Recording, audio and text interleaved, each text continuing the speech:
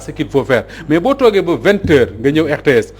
pour un entretien qui commence à 20h et se termine à 20h10 maanaam nit ñi am nañ 50 minutes pour mën a xam ba xam ñoom dañoo war a tëddi seen kër wala dañu war a nekk ci mbedd mi ba pare mu yokk ci ne ñun sax gis nañ ne alkaati yi ñi ngi dawal compréhension parce que bu fekkee da nga guddee ci mbedd mi tardé liggéey ñun ñu nekk ci mbedd mi tous les jours xam nañ ne am na alkaati yuy dawal compréhension mais am na alkaati yoo xam ne boo demee fii Issa Tine nekk muy ñaari télé Grand Dakar xam ne soldat sa fa nekk ak alkaati ya fa nekk dañuy pare pour jàkkaarloo xale yi nga xam ne ñoo nar a génn à partir de 21h et ça on pouvait l'éviter d'autant plus que li ñuy woo Sénégalais yi c'est pas un couvre pour leur dire pour un président qui veut se maintenir au pouvoir ni pour une opposition qui veut manifester mais on leur dit simplement dañu installer couvre-feu ak état d'urgence pour tàqale leen ak mbas mi nga xam ne moo commencé di jeexal waa réew mi loolu su fekkee ne mënoo convaincre nit ñi pour ñu accepter ko toog seen kër il y a un problème man Moustapha li may ñëw mooy tey jii jëwriñ ji ñu dénk kaaraange biir réew mi li mu wax man dama jàpp ne lu doy waar la c'est très grave li tax ñaari mbir bi ci njëkk mooy le président de la République wax na déglu nañ ko léegi mu ne yëf yi mi ngi entrer en vigueur à partir du 6 donc loolu dafa leer alors tey Antoine bu ñëwee ne la 7 la wax loo na njiiti réew mi lu mu waxul ñoom ñaar moom kilifa réew mi muy benn léegi mooy li ma wax loo na ko lu mu waxul parce que kii le 6 la wax moom mu ñëw ne non dafa ne le 7 muy benn muy lu graaw ñaareel bi mooy ñoom ñaar est-ce que tey jii le président Macky Sall am na maanaam benn déggoo bu am solo ak ñi nga xam ne ñoo di ay jëwrinam parce que man jàpp naa ne Antoine su paree ci réunion bi ñu doon def balaa wax war naa mun a oo le président de la République ne ko rendre compte ne ko lii ak lii moo am lii ak lii laay wax donc kon du wax ne président alors le 7 la wax alors que président le 6 la wax muy ñaari mbir muy ñàkk déggoo bi d'abord beneen bi mooy waxloo na njiitam lu mu waxul alors et ça c'est très grave li ma leer mooy Antoine moom du oser waaw dem télévision nationale wax loo xam ne njiitu réew mi yëgu ko xam na li mu bëgg a wax maintenant tuxuloo na kàddu njiitu réew mi ni nga ko waxee mais ñoom ñaar ñëpp ñoo tuxuloo seen kàddu yi bopp te loolu li muy jur bi tey mooy gravité bi ngay wax mooy man fan yëpp maa ngi ci insister mooy la crédibilité de la parole du président de la République parce que ñu bëree bëri bi leen président de la République waxee ne comment dire l'heure est grave man wax naa fi plusieurs fois ne président de la République chef suprême des armées jiite képp kuy sénégalais muy journaliste beeg xalif général beeg ki ci mbedd meeg ñëpp muy seen président su taxee bay wax ne l'heure est grave nit ñi di dute yu mel nii moo koy waral mooy signer quelque chose ne leen le 6 lay tàmbali ba pare ñëwaat ne leen non le 7 la tàmbali finalement loolu moo tax ñi nga xam ne ñoom ñooy toog di seetaan dañ naan mais finalement ñii lan la ñu bëgg fan lañ ñu bëgg a jëmee lan mooy d'ailleurs efficacité wu couvre-feu bi nga xam ne moom la ñu teg ak état d'urgence tey ji da doon yomb trop le ministre de la santé ñëw taxaw wax sénégalais yi ne leen efficacité wu couvre-feu ak état d'urgence lii la suñu ay gëstu lii la ñu wan su ko defee su président de la république waxee ñëw na leen dama ko bëgg a yokk ba bés sàngam même bu fekkee ne sax dafa violer loi bi li nga gis ñu ne jar na ko kat puisque mi ngi ñuy assurer li nga xam ne mooy processus bi ñu war a jaar pour tàggali ko ak mbas mi nga xam ne mi ngi commencé ñu wax ko ñu bañ ko wax nag mi ngi faat yu doy waar mi ngi teg ay nit ay douleurs yu doy waar ay il faut que loolu ñu ci insister que ni coronavirus bi mi ngi def ci réew mi ay dégâts yu doy waar beneen bi mooy Antoine nan Félix Diome junj na ko xam nga doon nañ wax ne mën nañ ko étendre région de Diourbel ak Kaolack tuddul Diourbel mais tudd na Kaolack waaw parce que nee na gouverneur bu Kaolack tey am na liberté wu teg fa li nga xam ne moom la gouverneur bu Dakar ak bu Thiès teg diggante Dakar ak Thiès cela veut dire quoi que ni Mouhamadou Biteye mii bëgg a dem Kaolack na ko leer na ci fan yi ñu jëm gouverneur Kaolack mën na jël décision interdire fa toute circulation de 21h à 5h du matin te nag état de droit su ñu demee ba restreindre les libertés ñu koy dénk un gouverneur wala un préfet li Assane Gueye doon wax sànq foofu la gravité commencé am ça c'est vrai alors donc Assane waaw des fois on a l'impression que ce pays est un malentendu dina rëy si kàddu mais jëf yi moom moo koy waral te jëf yi ñi koy def mooy ñiy jiite alors bu fekkoon c'est benn Assane Gueye moo toog def erreur boobu bu fekk mën nañ ko tuddee erreur yi mën nañ ko accepter mais le ministre de l'Intérieur n'a pas ce droit là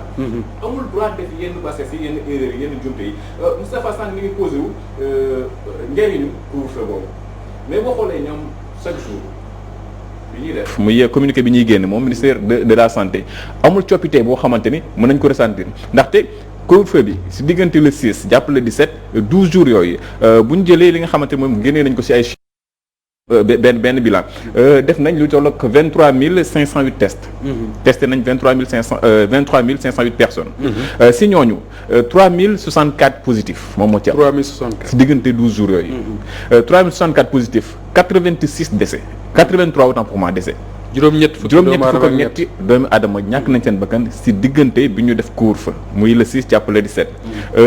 li si gën a doy waar mooy. li nga xamante ni moom mooy li ñu testé ñi si positif muy 3064 yooyu 1919 yi communautaire la. communautaire maanaam dañ ko wàllante suñu biir. alors couvre-feu bi ngir bañ ñu wàllante ko suñu biir la. te diggante bi ñu tëj 1919 doomi aadama amee nañ feebar jonjante nañ ko wàllante nañ ko seen biir. ba tey ñi si wér si diggante boobu ñu ngi toll si 1534. boo xoolee diggante loolu le 6 la jàpp le 17 tey ji chiffres yi génn dafa gën a doy waar ndaxte dañ tey jii rek am nañ lu tollu fukki doomi aadama ak benn yu ñàkk seen bakkan ci coronavirus bi si 1888 tests yoo xamante ni def nañ ko 196 ñëw si positif. si bisu tey ñu am 11 décès ak 110 personnes yoo xamante ni ñoo si wér. fi mu nekk nii si lalu hôpital yi. ñi nekk ci cas bu critique ci diggante ci réanimation ñi ngi nekk 42 42 te maanaam dafa yokk loolu diggante démb la woon ñu teg tey ci couvre-feu bi 42 tey ñu yokk ci yeneen ñaar muy 44 ak diggante week-end bi li ñu am ci ay cas week-end bi rek laa la wax diggante samedi ak dimanche ñu ngi ci 632 cas ci week-end bi rek ça veut dire que couvre-feu bi njariñ li amul njariñ. on se pose la question est-ce que am na njariñ ñenn si ñi nga xamante ne ñoom ñooy ay experts yi yëngu ci loolu sànq invité Moustapha Diop docteur Amadou mi ngi koy wax est-ce que def nañ loo xamante ni tax na ñu ne li ñu tëjkat li ñu aaye suñuy ak yelleef jaroon na ko. On se pose la question parce que boo xoolee chiffres yi wàññeekul par rapport ak chiffres yi ñu doon am au contraire si yenn bés yi dafa yokk. ñu mën cee jàngat leen moo di ne nii chiffres yi di yokkee nii mu baree nii les cas graves en réanimation baree nii décès yi baree cela veut dire tout simplement bi tey que ne man damay d'accord que ni l'État a le droit de prendre toutes les mesures nécessaires pour arrêter cette propagation. Parce que mënuñu bàyyi quand même nit ñi ñuy continuer def lu leen neex comme si de rien n'existe de rien n'était ay doomu aadama di continuer di ñàkk seen bakkan même bu fekkee ne benn décès rek c'est un décès de trop mais ces mesures là li ngay man laaj mooy quelle est l'efficacité c'est ça la grande question parce que man sama conviction mooy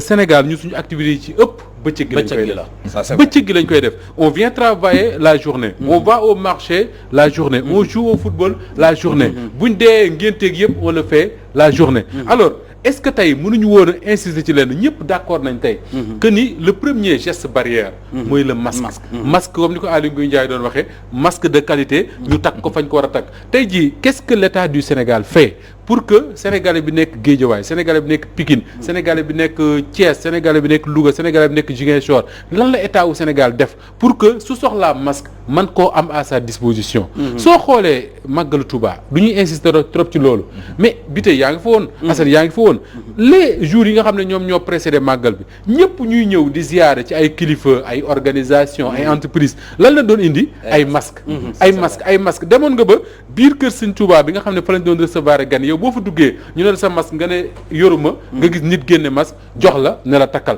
tey jii dañu waroon a toll ci moment boo xam ne alkaati yi ci mbedd mi guddi gi Moustapha Diakhaté ne wax na ko sànq buñ nekkoon bëccëg ci marché yi ci terrain yi ñuy footballé ci yeneen i béréb yoo xam ne ay nit dañ fay daje di surveiller nit ñi ku takk ne masque yoo xam ne état wu Sénégal moo ko jël teg jox la ko nga takk léegi ñu tàggari ko Covid-19 ça c'est vrai beneen bi mooy on a interdit les rassemblements même boo demee en Europe rassemblement amatul sur les terrains de football et tout mais demal Cameroun gii mais ñi ngay amal temps yi championnat d'Afrique des nations ba léegi ñi ngay football te pourtant nit ñi ñi ngi ñëw ci terrain yi seetaan lan lañ demandé mooy 10 à 15% capacité wu stade yi pour ñu mën a assister cela veut dire simplement que ni dañuy fexe respecter les mesures barrières man ma conviction c'est que su fekkoon ne masque yi nga xam ne moom lañ ñu doon wax boobu ba léegi naan ministère sangam defar na nangi masque et tout cette mobilisation de masque là su fekkoon ne masque yi nekk na à la disposition de tous les Sénégalais surtout ci école yi fexe ba ñu respecter le maximum possible les gestes barrières mesures distance yeeg yooyu ba pare teg ay nit yoo xam ne ñoo koy surveiller même bu dul ay alkaati sax ñoo xam ne dañuy wax ak nit ñi di leen rappeler tout le temps parce que màggal ga ñun ñëpp gis nañ ko soo demee da ngay gis ay nit yuy rappeler tout le temps naan masque yi raxas loxo yi laal leen gel nangam ak nangam ces rappels là pour une mobilisation communautaire c'est extrêmement important mais su fekkee ne dañu bëgg a def le tout répressif mooy tey nga takk ko mbaa nga dee mais loolu mooy indi jafe-jafe yi parce que bëccëg gi nit ñi ngi ci seen ay contact dox seen activité ku nekk jële virus bi fa la neex yóbbu sa kër wala sa njaboot ba léegi xale yi dem jàngi jël virus bi seen kër indi ci kër gi wala seen yaay wala seen papa wala seen maam muy law l'État doit réfléchir sur ces questions là am na sax ñu dem ba ne est-ce que jotul ñu tëjaat école yi au moins pour 3 semaines parce que tey ji la réalité Dame Mbodj wax na ko fii je tiens à le rappeler très souvent mooy y a au moins 4000 élèves yuy jàngi le matin 4 millions yuy jàngi le matin wàcc bu ngoonee jël car rapide jël Ndiaga Ndiaye jël bus jël taxi jël clando mais est-ce qu'on réfléchit à ces élèves là ñun ñëpp jaar nañ école xam nañ ne bu 10 heures jotee xale yi génn mais jaxasoo bu te comme ñoom nee nañ te comme ñoom nee nañ mën nañu ay porteurs de virus lañ mën nañ ko tey mënul leen daal mais buñ delloo ca kër ga sama genre gi buñ leen jege mën nañ leen ko def mais bien sûr loolu mën na nekk yàlla nga fekk sa benn maam bu xaw a màgget dooleem bareetul wala nga fekk fa sa yaay boo xam dafa yor ay feebar yu muy demaale mais boo ko wàllee jëye am mais te loolu ba léegi boo xoolee dans la communication du gouvernement ba léegi nangooguñu laal école yi wax ba xam virus bi ma nga fay dem wala déet benn école lañ fi tuddagum bëgg ma tudd turam mooy déggante démb ak tey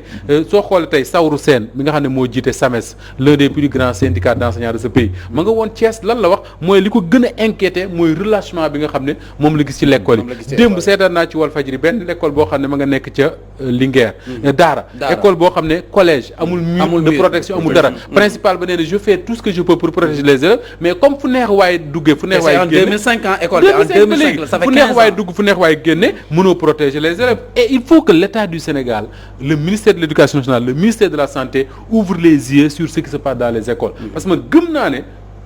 bokk na ci li nga xam ne day faciliter propagation. est-ce que yaakaaru leen aussi que ne comme man bu ma sukkandikoo ci yi nga wax ak solution yi nga xam ne joxe est-ce que ñun duñu reprendre maanaam à zéro anam bi ñu war a xeexee ak Covid bi lu tax ma wax ko mooy tey jii bâtiment boo ko tabaxee ba mu àgg nga xool bâtiment bi mu weng loo jàpp ne moo wengal bâtiment ba lu ko waraloon weng ba fondement ba kon ça veut dire que pour man dès le début dafa am lu ñu raté bàyyiwuñ ci suñu xel mais dañ ko raté dès le début moom moo gën te Sénégal demoon na bañ boole ko ci réew yi nga xam ne ñoom ñoo gën a am ndam ci xeex bi ñuy xeex mbas bi mais raté boobu noonu c'est alors au début raté boobu ñu raté au début déjà benn la ñu dem ba ci biir ñu doon wax ne Sénégal Covid-19 am na fi mais faatul kenn semaine yu njëkk yi noonu la woon ñu doon dégg ay faat yu bari Europe mais faatul kenn pendant 2 mois ba le premier décès am ñu dem ci loolu ba tàngaay bi ñëw ñëpp xam nañu virus bi ak tàngaay bi du couple mën a dem d'ailleurs maa ngi rappelé wu bi Donald Trump waxee ne mois d'avril ñu ngi woon ay côté février yooyu l'année dernière mu ne mois d'avril virus bi mën na fay jóge parce que bu tàngaay bi commencé ci yenn réew yi ñu bari nañ doon rey mais effectivement bi ñu demee ci tàngaay bi gis nañ ne virus bi reculé bu baax mais lan moo xew da nga doon gis suñu ministère bi le ministre de la santé fëgg dënnam ne ñun Sénégal nommé nañ ñun ñoo jël 2e cela veut dire que ni xeex bi ñun ñoo ci mën même les plus grands pays du monde autoglorification boobu xam nga lan la jur man nekkuma fi naan yàlla après daf ñuy seetaan parce que loolu beneen domaine la que je maîtrise pas mais autoglorification xam lu mu jur mooy dans la tête des gens yi nga xam ne ñoom ñooy seetaan télé di déglu ministre bi di déglu président de la République di déglu journaliste yi ñuy wax dañ naan mais ñun kat suñu réew mi ndekete jeex na c'est fini corona bi da nga noo gis a dégg ñaan waay corona pare nañ ci c'est fini xeex nañ ko daan nañ ko xam na suñu fi génne woon daan corona alors comme daan nañ corona mais nit ñi également dañuy dellu seen activité normale sedd bi ñëw corona ñëwaat na leen musuma daanu tey laa gën a mën bëre et ça donne les résultats que nous voyons loolu muy relâchement bi nga xamante ni nga koy wax moom njiit réew mi barki démb bi muy wax da ne relâchement bi bokk na si li nga xamante ne moom moo tax feebar bi daal di jugaat mais relâchement bi da ngay fàttali ni si ñoom la tàmbalee ndaxte bi feebar bi gën a takkarnaase ba ñu teg yenn mesures yi conseil des ministres visioconférence lañ ko doon defee jëwriñ yi dajeetuñu ngir toog waxtaan mais dañu dem bañ tàmbalee wax loolu di fëgg den ni comme ça va waxee loolu ñu commencé wax daje des sociales yi masques yi c'est pas toujours le cas. ministre de la santé organise fi benn ndaje benn ndaje c'est-à-dire ñu tàcc di tànn beer ces images là di tourner si teetu Sénégal yi mais on se dit que voilà c'est terminé. Et quand on se dit que c'est terminé nag ku nekk da ngay def li nga doon def avant feebar bi di ñëw. bàyyeeku ne feebar bi jeex na comme que ñoom ñi nga xam ne ñoo koy xeex ñoom ñi nga xam ne ñoo ko jiite ñoo ne feebar bi jeex na ñooy doxalinu feebar bi jeex na non pourquoi pas ñu kon du ma privé sama bopp air du ma privé sama bopp samay liberté parce que ñoom ñi nga xamante ne ñoom ñoo koy xeex wan nañ ma ni feebar bi doole boobu amatu ko wala nekkatu fi donc buñ defee loolu buñ def loolu ba pare nag bëgg jëlaat foot bi rejeté ko si peuple bi rejeté ko si li nga xamante ni ñoom ñooy askanu Sénégal ndaxte damay dégg le chef de l'État keroog mu ne relâchement généralisé boobu ñu nga xam ne ñu ngi koy nemmeeku moom moo tax feebar bi jugaat certes relâchement am na mais mënuñ ko imputer askan bi kase dafa jóge ci kaw daal di wàcc dafa mel ni benn échelle boo xamante ni ñoom chaque jour li ñuy def rek askan bi loolu la ñuy suivre noonu lañ koy toppee te noonu ñu koy defee nag moom moo am impact yi ba fii Moustapha Sànq mi ngi koy wax di ci insister mooy lu jëm ci wàllu masque yi ma ne on est en retard ci masque yi on est en retard ci test yi et on risque d'être en retard ci vaccin yi xëy na eggaguñ ci mais muy ay mbir yoo xamante ni waruñ ci am retard te war nañ faa dellu ndaxte yaa ngi koy wax Mamadou Bitèye ni dafa am lu ñu raté ma dagguma la rek may wax waa régie bu ngeen ñu mënee oyal kii Serigne Modou Bousso Dieng mun ngeen ko oyal mais wax leen moo itam ndax professeur Ngouda Mboup moom mi ngi ci ligne bi bu nekkee ci ligne bi ngeen jox ma ngeen def ma signe ñu mun ko jël vas-y Assane waaw je disais que yaa ngi wax sànq lu ñu raté muy bokk na ci li ñu raté les masques biñ ko waree jëluñ ko biñ ko tàmbalee jëluñ ko niñ ko war a jëlee ndaxte les 1000 milliards là dont on parle nga xamante ne dañ ko dugaloon ngir xeex lii di Covid-19 musuma dégg kenn si ñu siy yëngu ne 100 francs bi masque lañ ko jëndee ngir jox ko benn Sénégalais pourtant 1000 milliards la yu ñu natt ngir xeex Covid-19 ñoom ñoo ñu gëmloo ni premier arme bi ñu mën a xeexee mooy masque bi boo ñu gëmlee ni masque bi mooy li nga war a xeexee waa France bi ñu comprendre ne le premier geste barrière mooy le masque la première arme contre le Covid mooy le masque xam nga nu Emmanuel Macron dafa commandé ay milliards yi masque Chine ba pare créer li ñuy tuddee benn pont aérien lañ koy woowee c'est-à-dire avion boo xam ne diggante Chine ak France lay daw xam nga lu doon liggéey jëli masque indi est-ce que depuis Covid-19 commencé ba léegi gis nga suñu réew mi man j'ai vu le ministre de l'industrie mu def fi ay quelques tournées ci ay entreprises xool masque yu ñuy defar ak yooyu encouragé leen ñu defar masque c'est bien mais les masques yi Sénégal soxla dañ koy importer ji Chine moo koy defar mënoon nañ ci indi ay tonnes teg ko ci réew mi ku nekk takk masque ku takkul jaar la ci kon mu mel ni Serigne Abdou Bara Dolly mi ngi ci ligne bi Serigne Abdou Mbacké Bara Dolly ñi ngi lay nuyu maa ngi lay fay Aïcha kon gis nga honorable waxtaan wi boobu ba léegi ñi ngi ci gis nga li nga xam ne moom la ñuy waxtaanee bokk na ci couvre-feu bi nga xam ne ñu bari jàppoon nañ ne couvre-feu bi jeex na tey sànq jëwriñ ji wax na wane ne couvre-feu bi minuit lay jeex mu mel ni nag am na ñoo xam ne vraiment ñoom jàppoon nañ ne la njiit réew mi waxoon ak tey ji li jëwriñ ji wax am na ak waroo goo xam ne am na ci biir. waaw loolu lu ma ciy wax rek mooy moo lay wan ni communication bi war a am jëm ci askan bi leen wax dëgg leen wax temps bi ñu koy war a defee am nañu problème boobu noonu ndax bu ñu demee ba waxi njiitu réew mi méngoowul ak mi waxi ministre de l'intérieur ku ne xam na li ñu tënk mooy constitution bi am loo xam moom la may président de la république am lu mayoon assemblée nationale ci loi 69/29 du 29 avril 1969 dafa wax ni président de la république moo am sañ-sañu décret état d'urgence ak couvre-feu ak état de siège ci lu toll ci fukki fan ak ñaar bu fekkente ni jeex na bala koo mën a yokkaat dafay ñëw assemblée nationale président de la république ci boppam loolu dafa diis mënu ko sax tour mu def modification loi numéro 46/2020 wax ni ci article 24 bi nouveau ni léegi dafa bëgg léegi assemblée nationale bu fa ne ñaar jeexee mu di ko yokkal boppam te du jaar assemblée article 25 mu wax ni dafa bëgg assemblée nationale permettre ko sañ-sañam bi nga xam mooy état d'urgence foofu bi mu am mu mën koo délégué ministre de l'intérieur gouverneur yi préfet yi xam na ne loi bi nga xam moom délégué pour ministre de l'intérieur ak préfet ak gouverneur man di état d'urgence couvre-feu loi boobu noonu continuegul à vigueur ndax président de la république moo ko war a promulguer loi bi ci nouveau loi bu bees bi modification loi numéro 46 bi bu promulguer loi ba pare mu doog a def benn décret boobu nag tey jox maanaam ñi ay sañ-sañ yoo xam ni ci lu ñu mën a jël ci ginnaaw buñ promulguer loi bi ñu mën koo doxal mais fii may wax ak yow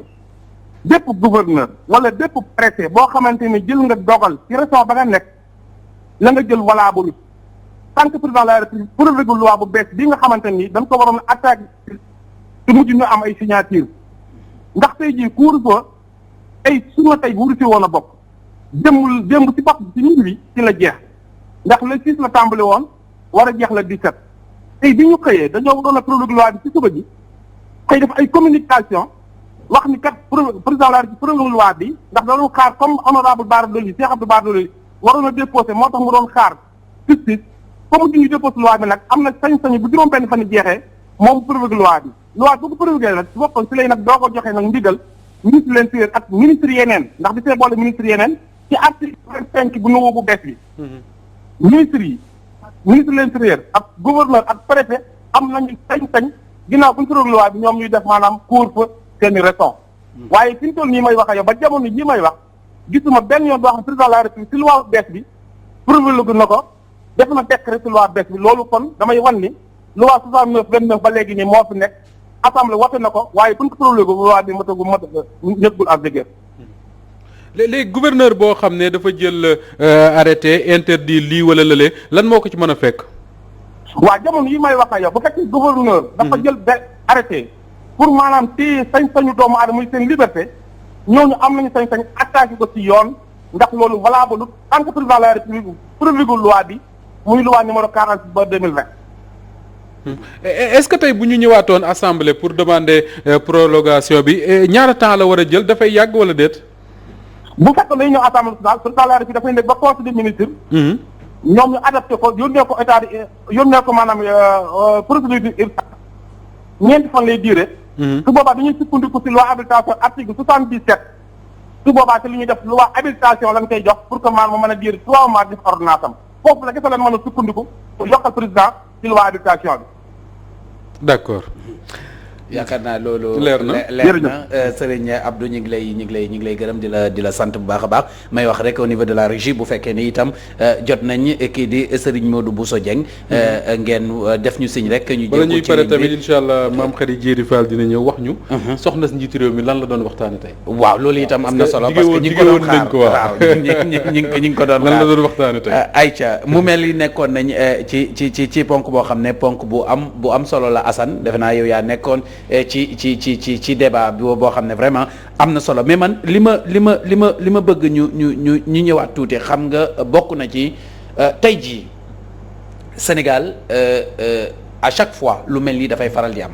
c'est-à-dire coow lu mel nii dafay faral di am rawatina nag ci li nga xam ne moom moo di charte réew mi wàllu yoon. alors loolu est-ce que nekkul ne jamono ji vraiment. am na jafe-jafe bu ñu am ci wàllu yoon wala boog nga xam ne bépp njiit réew bu fi nekk itam dafa am nooy doxalee ba nga xamante ni yoon du leer mukk ci boppu askan wi. non mais on est malade de nos hommes politiques. On est parfois malade de nos hommes de droit. mooy suñu natt ñun Sénégal. si suñuy homme politique. genn wàll gi yëpp ni ñuy doxalee maa tay la li ma neex li ma amal njëriñ si suñuy homme de droit it day tax ni ñuy bindee suñuy loi day tax après loo ci bëgg a def mën nga ko cee def malheureusement mais la loi 69 bi nga xamante ni moom moo permettre chef de l'État mu jël décret boobu may ko 12 jours loi boobu yaakaar naa ne ki nga xamante ni moom moo bind loi boobu il a été clair il a été en avance sur son temps parce que ni mu baaxee woon en 69 noonu la baaxee ba tey jii en 2020 bi ndax moom moo ko permettre mu jël li mu jël amul lenn loo xamante ne waroon nañ ko si yokk donte nag yokku na ko c'est un fait le législateur à cette époque là était en avance sur son temps donc c'est une loi boo xamante ne mënuñ si njiix jaaxa lépp lu si waay def maa neex lépp lu si waay def da koo neex amul beneen interprétation 12 jours yooyu la bu noppee da ngay dem assemblée nationale ni mu ko waxee dafa leer c'est clair wala je dis sànq ni dañoo am problème si suñuy homme politique am problème si suñuy homme de droit nit dina fi génn tey ne la décret bi moom moo tax Antoine Diome wax lii te fii la ko teg te it day ñëw di la citer ay article ak ay décret te homme de droit lay doon beneen moroomam taxaw fële wax la le contraire ci même faculté bi. ci même faculté bi avec les mêmes professeurs c'est-à-dire dañuy bindee aussi les articles la loi d'une telle façon que ni après. donc la loi amul mais ma loi moo fi am. exactement donc c'est Non, la c'est ça. c'est la Mal phrase wax. parfaite c'est la phrase Voilà, parfaite c'est ça. moom moo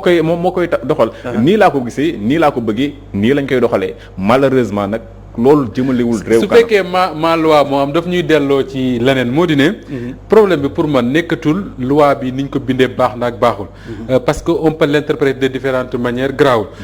boo demee faculté de droit mën nañ ne ces débats là enrichissent le droit grawul mais xam ne moo am solo bi tey mooy njubug ñi nga xam ne ñoom la ñu sant ñu war a contrôle ñu war a appliquer la loi njub gi njub gi ñu leen war a sant c'est-à-dire que njub gi mooy tax yow bu fekkee ne loi bi liir nga ko mu leer ne lii la wax njub moo lay may nga ne lii mu wax duma ko teggi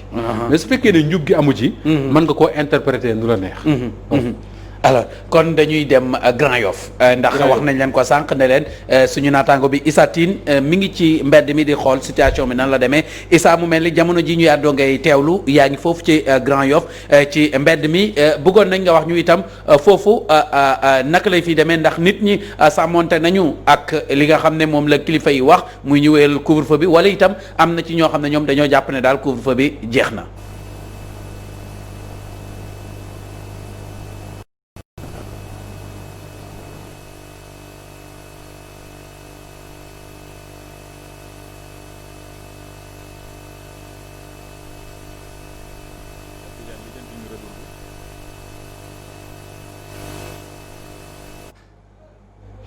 mu mel ni dañu am tuuti jafe-jafe ci déggante ak moom ñi ngi ñëwaat léegi ak Issa Tine xëy na problème mu son la ñu am. noonu la loolu mooy liy faral di am mbiru jumtukaay la day faral di am. Grand Yoff c'est important parce que zone la boo xam ne ci couvre-feu bu njëkk ba. moom ak ñaari tali. mais balaa Grand Yoff dafa am foo téye woon te bëggoon naa nga leeral ko. mooy ci mbiru la loi amul ma loi moo am. ngay wax ci mbiru njub. waaw njub mooy résumé lépp. gis nga loi bi niñ ko mën ci bindee. su fekkee ne ñi koy appliquer ñin saar ñu appliquer ko lal nañ la ñuy def ci ak njub loi bi posé wul problème. mais su fekkee da nga ko bëgg a lal ci ak njublang waaja nee na woon dañ jàppale góorgóorlu di nga interpréter loi bi nu mu la neexee te comme dit Assane à chaque fois tu auras des praticiens du droit qui vont venir te dire tout à fait le contraire bi kii wax l'exemple que je donne en 2011-2012 qu'est-ce qu'on n'a pas dit sur le mandat du président Abdoulaye Wade nga gis ñu ñëw taxaw ne am na droit def ko ñeneen taxaw ci Wade ga mën a la waatal ci Alxuraan ne amul droit def ko te ñoom ñëpp ñoo jàng même droit bi nga ñëw ñu ne débat boobu mu mel ni Moustapha Issa Tine dellusiwaat na kon Issa bismillah foofu Grand Yoff nan la fa mbir yi tëddee.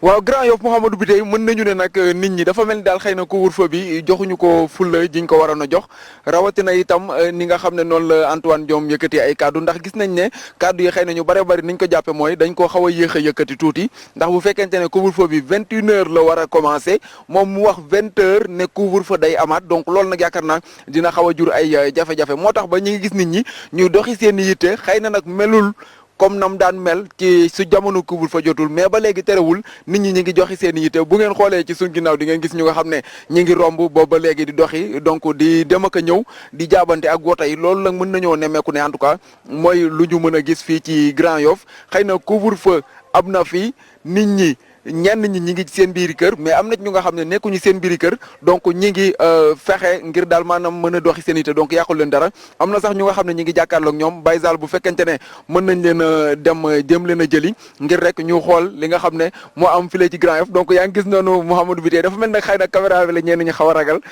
moo tax ñuy demaale mais nag dinañ jéem a dem en tout cas jege ji leen ngir jéem a wax ak askanu Grand Yoff ak ñoom naka la ñu gisee li nga xam ne moo di couvre-feu bi bu fekkente ne mën lañ leen a jël ñi ñuy jàkkaarloo nag ñu ci bari ay ndaw lañ mais xëy na sax mën nañoo dugg ci biir kër yi ndax am na ñu nga xam ne xëy na aussi mën nañoo nekk ci mbedd yi mais bëgguñu ñu gis leen ci mbedd mi xam ne kat ñu nekk ñu si seen biiri kër loolu moo waral ñuy dugg ci biir kër yi ak ndaw yi nga xam ne ñooy daw donc bu fekkente ne mën na am ñu nga xam ne dinañ leen ci mën a jël ak li nga xam ne moom lañ gisee couvre-feu bi donc kon yéen a ngi gis noonu Grand Yoff jamono ji mën nañu ne kon nit ñi ñi ngi ci seen ñi ngi ci biti ndax yéen a gis noonu sax benn place bu nga xam ne itam ba léegi tëjuñu ko donc nit ñi ñi ngi def seen liggéey loolu nag yaakaar naa xëy na lu ñu nemmeeku la su fekkente ne mën na am kuñ fi jël rek sëñ bi notre tur bi. Abdou Khader. Abdou Khader ñu gis ne couvre-feu am na ni ki tey mais gisaguñ ba léegi ngeen tëj seen place lan moo ko waral. waaw lan moo ko waral mais tey jii nii yaa ngi gis couvre-feu bi heure bu ñu ko def dafa gàtt aussi tamit citoyen ay citoyen lañ dëkk bi ay citoyen ñoo fi nekk comme ñëpp ah waaw nit ñi ngi toog instant ni heure bi nii dafa gàtt temps bi dafa gàtt bu ñu ko mënoon yokk ba 23h wala minuit sax c'est possible quoi c'est possible c'est 23h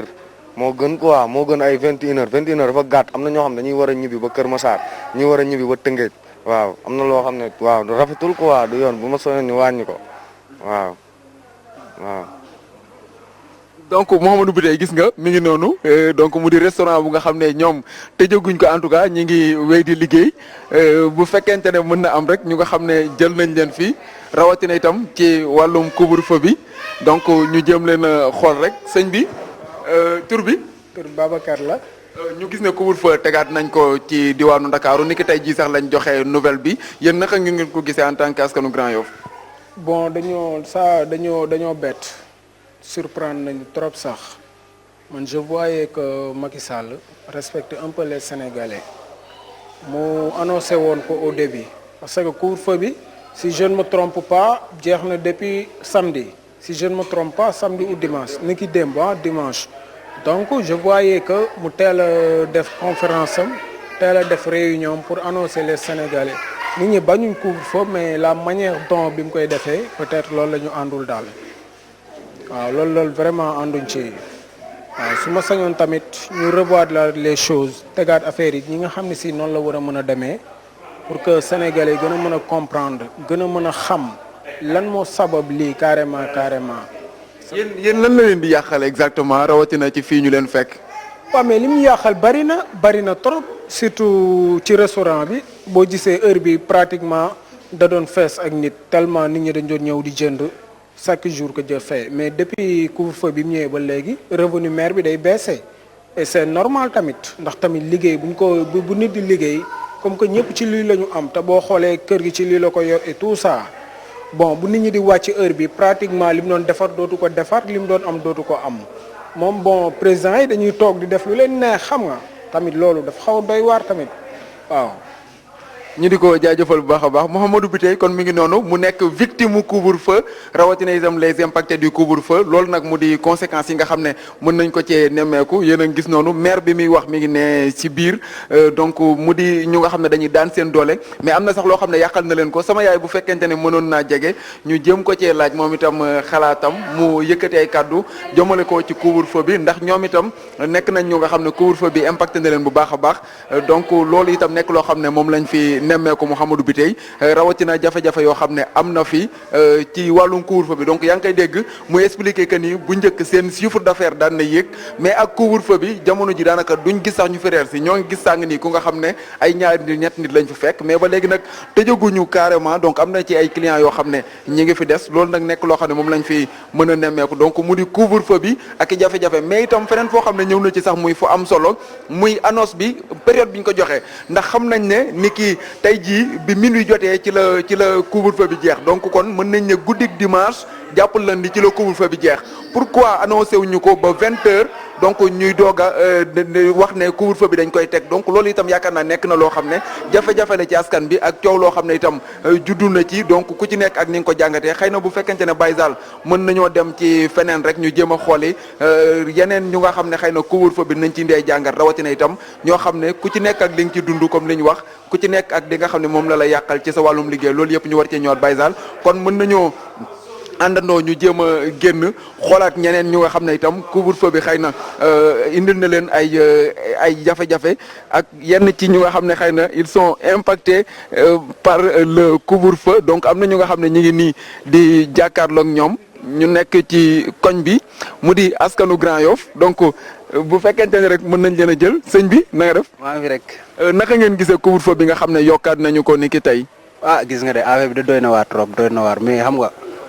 ñun daal ñu ngi ñaan yàlla rek affaire bi jóge fi quoi. mais dañu gis ne demu leen seen biir kër yi. non instant yi dañuy door a wàcc nii dañuy guddee wàcc xam nga léegi lañu sangu dem jënd séeréer dem waajal tëddi waaw ndax président bu waxee tëddi moom tëddi mais neexuñu quoi bu ñu sañoon daal affaire bi ñu dindi ko quoi xam nga ñu mën a doxe suñu activité waaw surtout ñun nag ñun ay mbër lañ mënatuñ dem fenn amatuñ dara lu ñuy def xam nga. non lam moom amatul fi mu nekk nii daanaka. moo tax nag dafa métti essai nii xamatuñ lu ñu war a def quoi xam nga mbër bu amul métier essai nii bokkatoo mais nag yàlla def na xam nañ suñu métier di jéem cee jàpp quoi xam nga noonu la fa demee. mi ngi noonu kon mu di mbër moo xam ne ñu ngi ko fekk fi ci Grand Yoff donc ñoom itam am na leneen loo xam ne ñu ngi koy jooy ndax gis nañ ne mbër yi déjà jamono ji ils sont impactés par la crise sanitaire waaye itam mën nañu sax crise économique ndax làmb amatul ci réewum Sénégal donc mu di ay jafe-jafe yoo xam ne dund nañu ko bu fekkente ne mën nañoo xaw a xuus tuuti ba ci biir Grand Yoff ngir laaj askan bi ak li nga xam ne moom la ñu dund ci wàllum couvre-feu bi donc mi ngi noonu ñu gis ñu nga xam ne xëy na ñi ngi commencé di tëj wala di dugg seen biir kër mais liñ mën a nemee ko Mouhamadou bi tey moo dine ñu bëree bëri tëddi ñu woon donc bu ñu tourné di ngeen gis en général doomu aadama yi ku ci nekk di jéem a duggaat ci sa biir kër donc yéen a ngi jàkkaarloog noonu sax ay ndaw yu nga xam ne ñi ngi ci biti taxaw di waxtaan ci seen biir donc mais bu ñu gisee caméra bi xëy na bëgguñu itam ñu wane leen ci moo waral ñuy dugg ci seen biir kër mais terewul mën nañ ne quand même mesure bi am na ñu nga xam ne ñu ngi koy déplorer rawatina itam jamono ji nga xam ne ñëw na ko jamono joo xam ne ñu bëree bëri xëy na ñi ngi ko doon xaar ne dinañ wax mais nag période bi ñu ko wax itam moo xaw a indi ay jafe-jafe rawatina itam ci li nga xam ne moo di wàllum pandémie bu Covid 19 donc Baye Zal bu fekkente ne mën nañoo jàll wala ñu laaj ko sëñ bi noo tudd. kay wax ak ñoom donc kon mi ngi noonu ñu jéem a jàll feneen Baye Zal nañu jéem a jàll feneen jéem a xool ci askanu Grand Yoff sëñ bi. waaw ça tur bi. Tanis. Pourquoi tëddiwu leen comme ni ko Antoine Diome Sakho le ministre de l'Intérieur. non du question pourquoi tëdduñu dañuy tëddi sax mais la manière donc bi mu ko waxee bi mu ko annoncé moo peut-être moo satisfaire gars yi moo ñu neexul daal comprends nga parce que moom day jékki-jékki rek jël ay décisions yoo xamante ne xam nga xool ci intérêt population bi quoi parce que temps bi moo gàtt gars yi ñuy guddee wàcc. oto amul embouteillage bëri na ci dëkk bi tali yi baaxul amoo fenn fooy jaar da ngay mujjee obligé wàcc di dox donc dafa war a xool daal war na xool daal nu mu yëkkatee heure bi aj ko comprendre nga yëgal ko daal ba xool ci interpopulation bi xool ci temps bi nga xamante ne ñoom heure boobu la ñuy wàcc ak ñu nar a jógee Dakar ba di ay Géejawaay Pikine yooyu noonu wala leen sóoraale daal. jërëjëf donc mi ngi noonu ñu di ko jaajëfal bu fekkente ne mën nañoo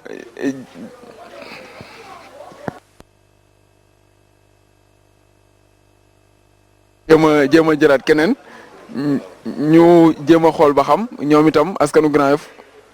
ak li nga xam ne moom la ñu dund ci wàllum couvre-feu bi Mouhamadou bi tey ku ci nekk donc ak li nga xam ne noonu nga ko jàngate ak itam li nga xam ne xëy na moom la yàqal donc gis nga noonu nit ñi ci seen buntu kër lañ toog ci seen i buntu kër la ñu toog di waxtaan ci seen biir donc mu di lu nga xam ne xëy na mën nañ ne takk der mënu fee am accès carrément pour mën fee dugg pour itam mën a xam li nga xam ne moo xew ci yenn koñ yi mais terewul en tout cas nit ñi ngi doxi seen i yitte di vaquer à leur préoccupation xëy na nag bariwul comme ni mu daan baree bu njëkk wala itam defewuñu ko comme niñ ko daan defee bu njëkk am na genn góor gu ñu fekk ci buntu këram bu fekkente ne mën nañu koo jël ak moom xelaatam rawatina ci wàllum couvre-feu bi nga xam ne moom la ñu daal di prolongé waat ni ki tey jii bu ñu sukkandikoo ci le ministre de l'Intérieur sëñ bi ginnaaw bu ñu la nuyoo ñu bàyyi la nga nuyoo ñuy seetaan. waaw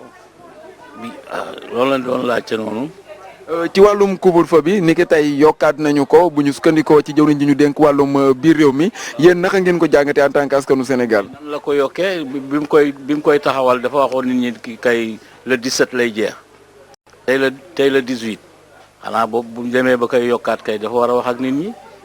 te léegi lii est-ce que faj na dara ci lu ñuy faj nii wala feebar bi guddi lay dox bëccëg bi bokku ci. nañu bàyyi di nit ñi liggéey yi te ñu forcer leen ci masque yi ak raxasu bi man loolu laa yaakaar daal xëy na buñ ko defee mun nañu am résultat mais couvre-feu moom jëriñu dara ci feebar bi buñ ñu sonal waaw donc beneen xalaat a ngi doon Mouhamadou Biteye ku ci nekk ak ni nga ko gisee ndax moom jàpp na ne en tout cas couvre-feu dafa mel ni bu ñu gisee mesure bi nga xam ne moom lañ teg moo di ne guddi gi la daan dox mais du dox bëccëg donc kon bëccëg gi lañ koy libéré guddi gi ñu fexe ba téye ko loolu nag nekk ay kàddoom mu jàpp na itam masque yi suñ koy takk rek la ca des daanaka nit ñi mën nañu bàyyi ñu doxi seen i préoccupation comme ni mu waree donc mu di diwaanu Grand Yoff gi nga xam ne nag gisoon nañ fay manifestation sax ni ki ba ñu dooree couvre-feu bi yaa ngi gis noonu ay gone yu nga xam ne ñi ngi toog nii di waxtaan donc mën nañu ne en tout cas ñi ngi def seen ay yitte ca na mu waree donc gisoon nañ fay manifestation ci jamono yële nga xam ne moom la ñu weesu bañ tegee teg couvre-feu bi mais tey jii tam Mouhamadou Biteye faaw ñu souligner ko mu di la police dafa mel ni nag xëy na nañ defoon ca ba ñuy doog a teg couvre-feu bi loolu le moom la ñu nemmeekuwaat ndax gisuñu ne en tout cas ñi ngi def comme nañ ko daan defee fan yi dafa mel ni daal xam naa ne xaw nañoo oyofal tuuti mbir yi comme ni nga xam ne noonu la amee woon ci njalbeenu couvre-feu bi tey yaakaar naa loolu lañ nemmeeku ci mbedd yi Ndakaaru yi xëy na nag dinañu génnaat ci kanam bu fekkente ne waxtu wi ñu may jeexagul ngir ñu xoolaat yeneen i koñ yu nga xam ne askan wi ñi ngi ci waaye itam jéem a xool couvre-feu bi naka lañ ko dundee ak takk der yi nga xam ne ñoo nekk ci kaw tali bi di def seen liggéey ak askan bi ndax jafe-jafe amu ci ndax wàllu manifestation gisaatuñu ko ndax itam gisuñu ñu nga xam ne xëy na ñi ngi doxi seen ay préoccupation loolu yëpp xëy na bu ñu génnaatee dinañ ci mën a indi lu leer a leer Mouhamadou Biteye da ngeen génnaat mun ngeen demaat feneen parce que nag askan wi soxla nañu xam nan la ko nit ñi dundee sànq li ma la bëggoon laaj sax mujj nga ma ko tontu parce que dama la bëggoon laaj ñi nga xam ne ñi ngi ci mbedd mi nan la waaye takk der yi def ak ñoom wala foofu ngeen nekk da ngeen fa gisul benn takk der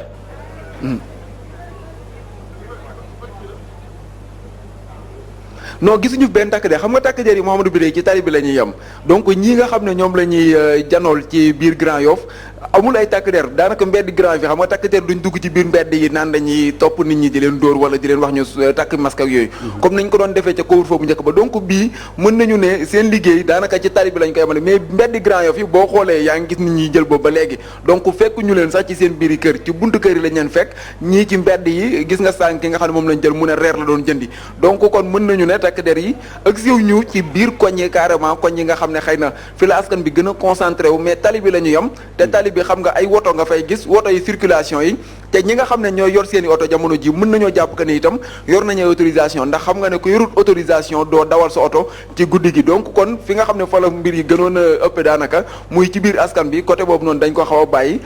nekk ci oto yi ak circulation bi te loolu moom yaakaar naa du loo xam ne mën na leen a indil yenn yi ndax ki nga xam ne day dox ak tànkam du jaar ci kaw tali bi ngir taseeg takk der yi ki yor oto nag moom di jaar ci kaw tali bi yor na autorisation Mouhamadou Biteye. jërëjëf Issa Tine kon ci kanam tuuti dinañ jël siwaat ci yow xoolaat rek fan nga féete ci biir Ndakaaru ngir ñu xam rek ba tey nan la couvre-feu bi di dundee ak ñoom ñu fàttali nag normalement minuit bu jotee fi mu toll nii comme neex mun ngaa génn bu leen neexee dibiteri yi mun nañ bàyyi ba minuit sax ñu commencé. Moustapha waaye commencé lakk. waaw ñu commencé lakk parce que minuit lay jeex. am nañ ci droit waaye Antoine le ministre de l'Intérieur nee na si gouverneur yi signé nañ seen arrêté ba pare. waaw donc fi mu nekk nii certainement yokk nañ ko 8 jours. donc signé nañ ko ba pare. ko certainement xam naa ne fii ñu toog moo tax mais certainement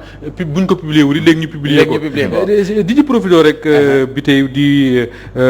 wax benn triste nouvelle bu ñu Oumar Kayre suñu correspondant bu Louga di wax léegi muy génn àdduna xalif bu Ngourane xam nga Ngourane benn dëkku diine la bu mag bu nekk ci département Kébémer seen xalif du Cheikhna Seck moom moo génn àdduna léegi Oumar Kayre moo ñu koy xamal ñu koy jaale bu baax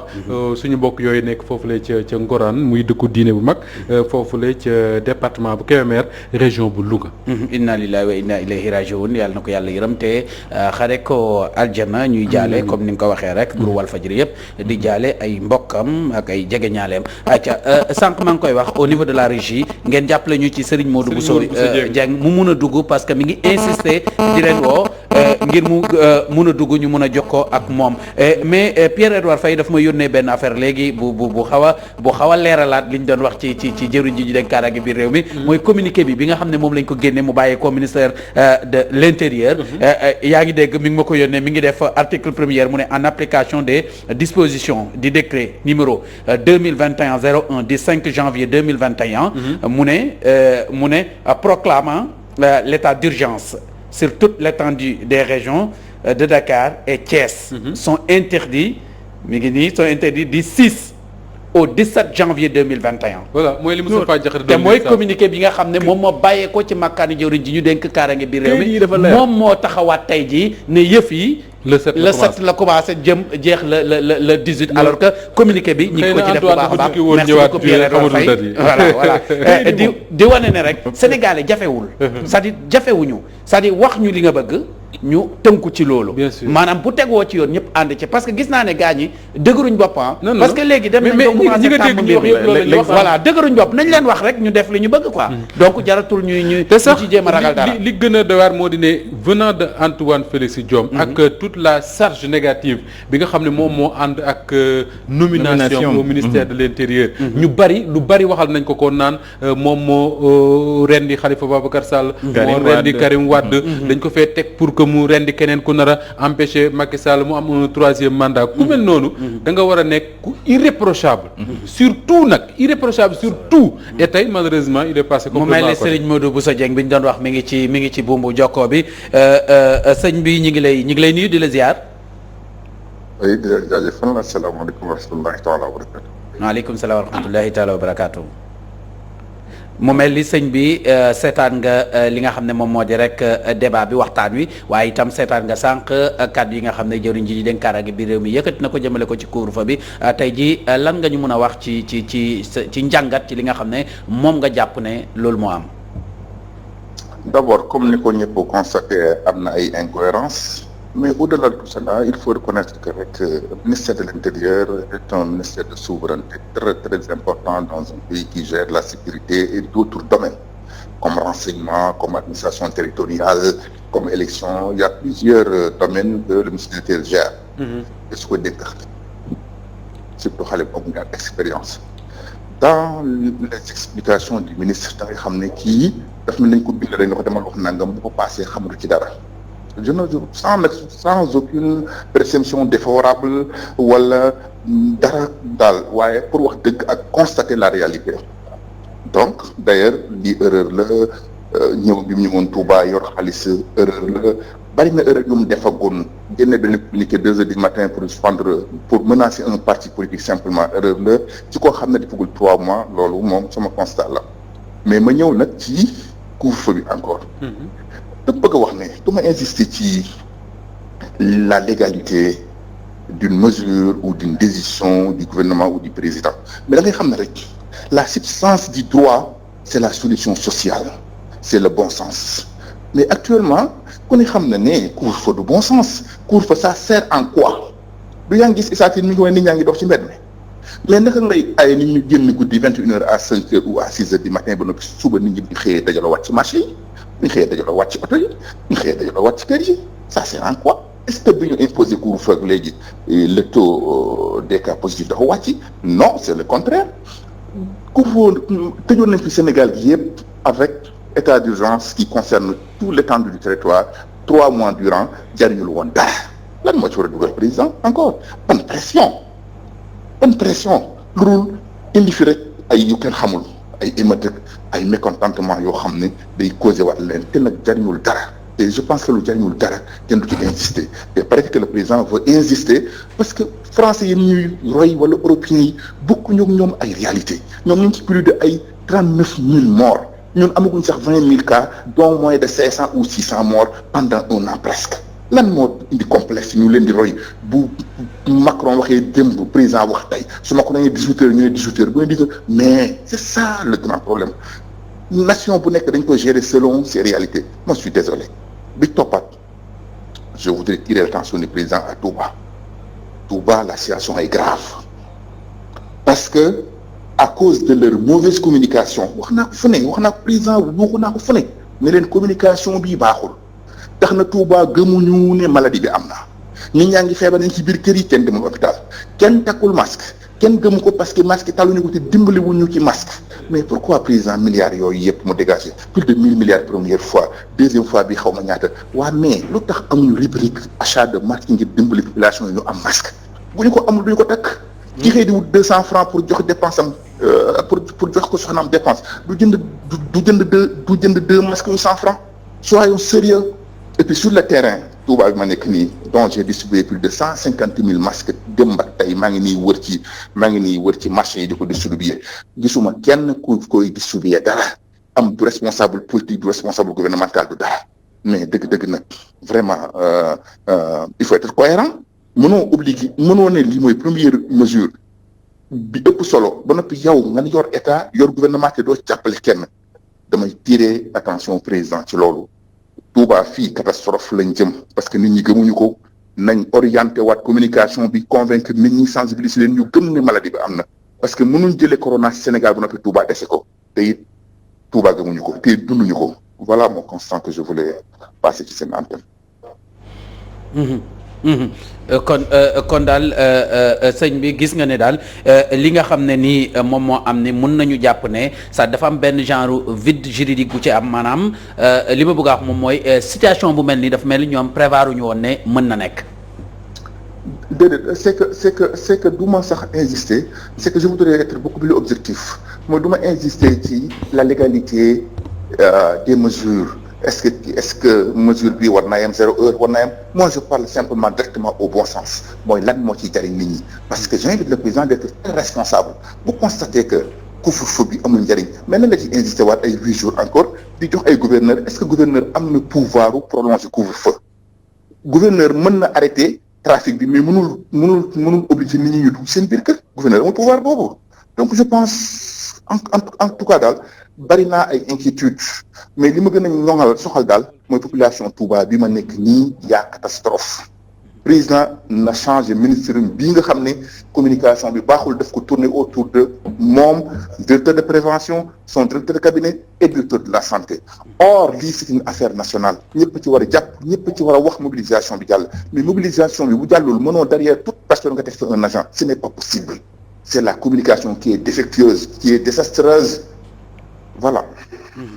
jërëjëf sëñ bi Moustapha bu fekkee amoo loo ko lu am solo la wax moom Serigne Modou Bousso Dieng moo di ne finalement c'est pas la répression qui règle le problème parce que wax na ne mënoo citoyen bu ne nga teg ci wetam alkaati li am solo mooy persuasion c'est-à-dire que wax ak nit ñi te wax nga ko sànq pour ñu nangu en fait il faut que nit ñi adhérer ci li nga xam ne fa nga leen bëgg a jëmee soo waxee ne da ngeen bëgg ñuy takk ay masque dañoo bëgg ngeen di tëri 20 heures dañoo bëgg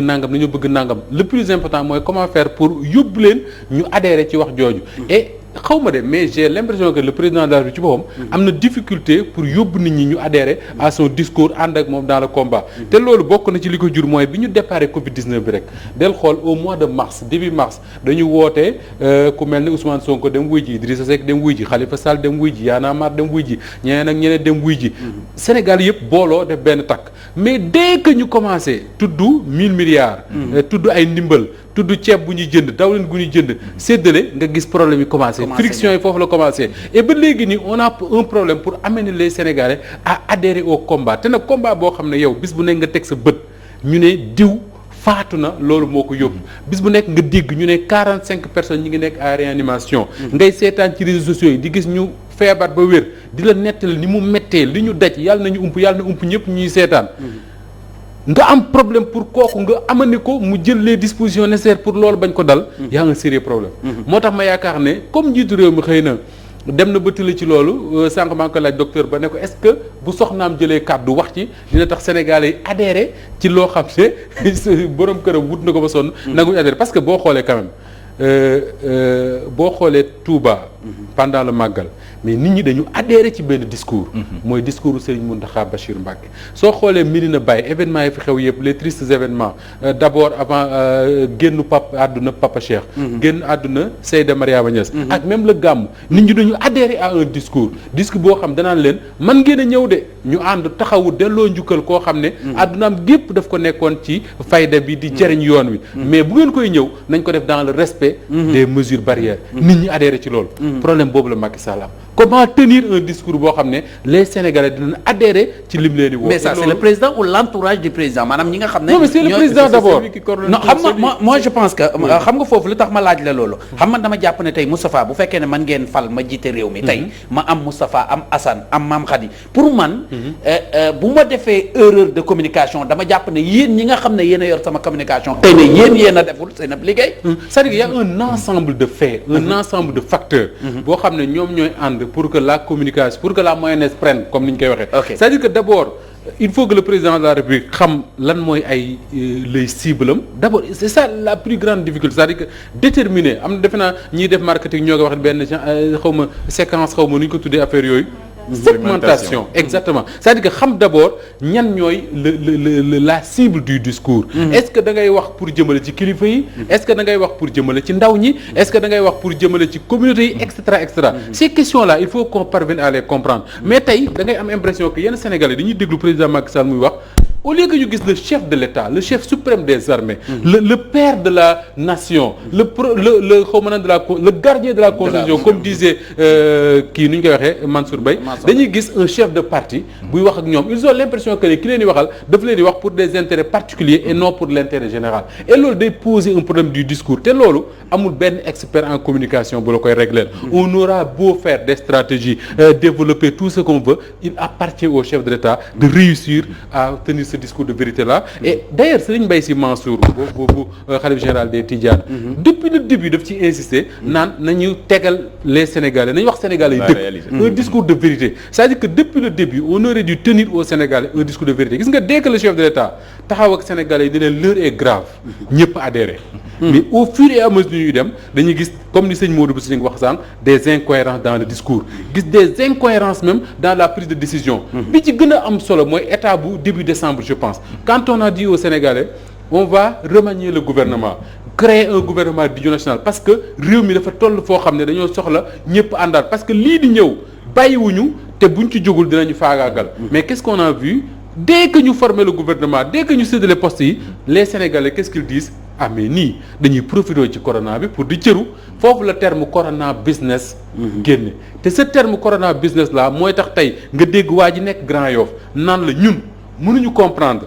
on a des problèmes pour dundal suñu njaboot on nous dit à 20h que ni à 21h ngeen dem tëddi te ñoom dañuy liggéey ba wàcc 20h ñuy doog a lijjanti dëbb-dëbbal lu ñu reeree man j'ai été choqué et cette image de Issa Tine wane war na ko sànq image Serigne Sall Bey ci restaurant bi mu dugg le 31 décembre wax naa ko plusieurs fois le 31 décembre ngay circuler dans des zones comme Almadies par exemple c'est des zones yoo xam ne bi tey yow mi nga xam ne jet-setter nga c'est des zones yoo xam ne ça fonctionne comme pas possible guddi gi mais boobu dédicace la mais grave mais da ngay jaar foofu 31 décembre wala fan yi ko gis ne même les restaurants yi nga xam ne dañoo jël a tijji dañuy teg taabal yi këpp chaise ci kaw cela veut dire que ni ñii ils sont en faillite mais ces gens-là il faut penser à eux ces gens-là il faut leur tenir un discours qui les rassure mais su fekkee ne c'est un discours de peur un discours qui change à tout moment nit ñi dañu am problème pour adhérer Moustapha dëggal Moustapha li mu wax rek parce que le tout répressif fajul dara deuxième la communication n'est pas que verbale discours bi am na solo lool mais actes yi da say am solo parce que mënoo ma ne tëjal sa buntu kër nga toog sa biir kër ma toog seetaante la fekk la ngay fecc wala fekk la ngay fête sa anniversaire c'est-à-dire qu'est-ce que je me dis waa ji nee na mbéy ngay fay ak ñaan toog leen seen kër te mu nga kër Youssou Ndour c'est des choses yoo xamante ne dañ mais non mais da ko enregistré dañ bàyyi tooñ loolu da ko enregistré le matin toog këram di ko seetaan le soir gars yi dañ koy tooñ rek non je l'aime bien gis nga on en rit mais jar na jooy c'est-à-dire c'est assez drôle boo koy wax nii mais boo ko étudier tu te dis que non yabaate da see am impréparation da see am manque de coordination da see am ñàkk xamit da see am ndaxte Moustapha wax na ko booy communiquer da ngay def ay cible mais boo ciblé ba pare da ngay ut ay levier bu fekkee yow rek tu dois porter le discours tu dois porter le discours yow mën nga le chef warul njëkk a wax parce que boo waxee yow Moustapha jiite nga wax boo juumee moom mën na ko corriger mais bu juumee yaa koy corriger déedéet non c'est vrai y a des choses yoo xamante ni tey kay Antoine corrigé na Macky Sall non est-ce que Macky après du ko corriger Mame Khady rejoindre nañu ci plateau bi mi ngi naan ñu ne gaaw Mame Khady couvre-feu bi kenn du la laal kenn du la def dara dañuy xam ne da ngay def sa liggéey alors ñu introduire ko ba pare parce que am na lu am solo lu ma bëggoon ñëw ci loolu mais je vis que Mame Khady fi mu toll nii daf mel daa am reer bu ngay xaar kër ga war a mu ragal alkaat yi alors sànq Moustapha wax nga ko nga ne xëy na bu soxnaay njiit réew mi waxee gars yi danañ ko rus doomu sàndar mu wërta ragal alkaat voilà alors comme que nag soxnaay njiit réew mi wax na sànq alors ñu déglu Mame Khady mu wax ñu lan la jot a wax ak ñi nga xam ne ñoom ñoo di askan wi.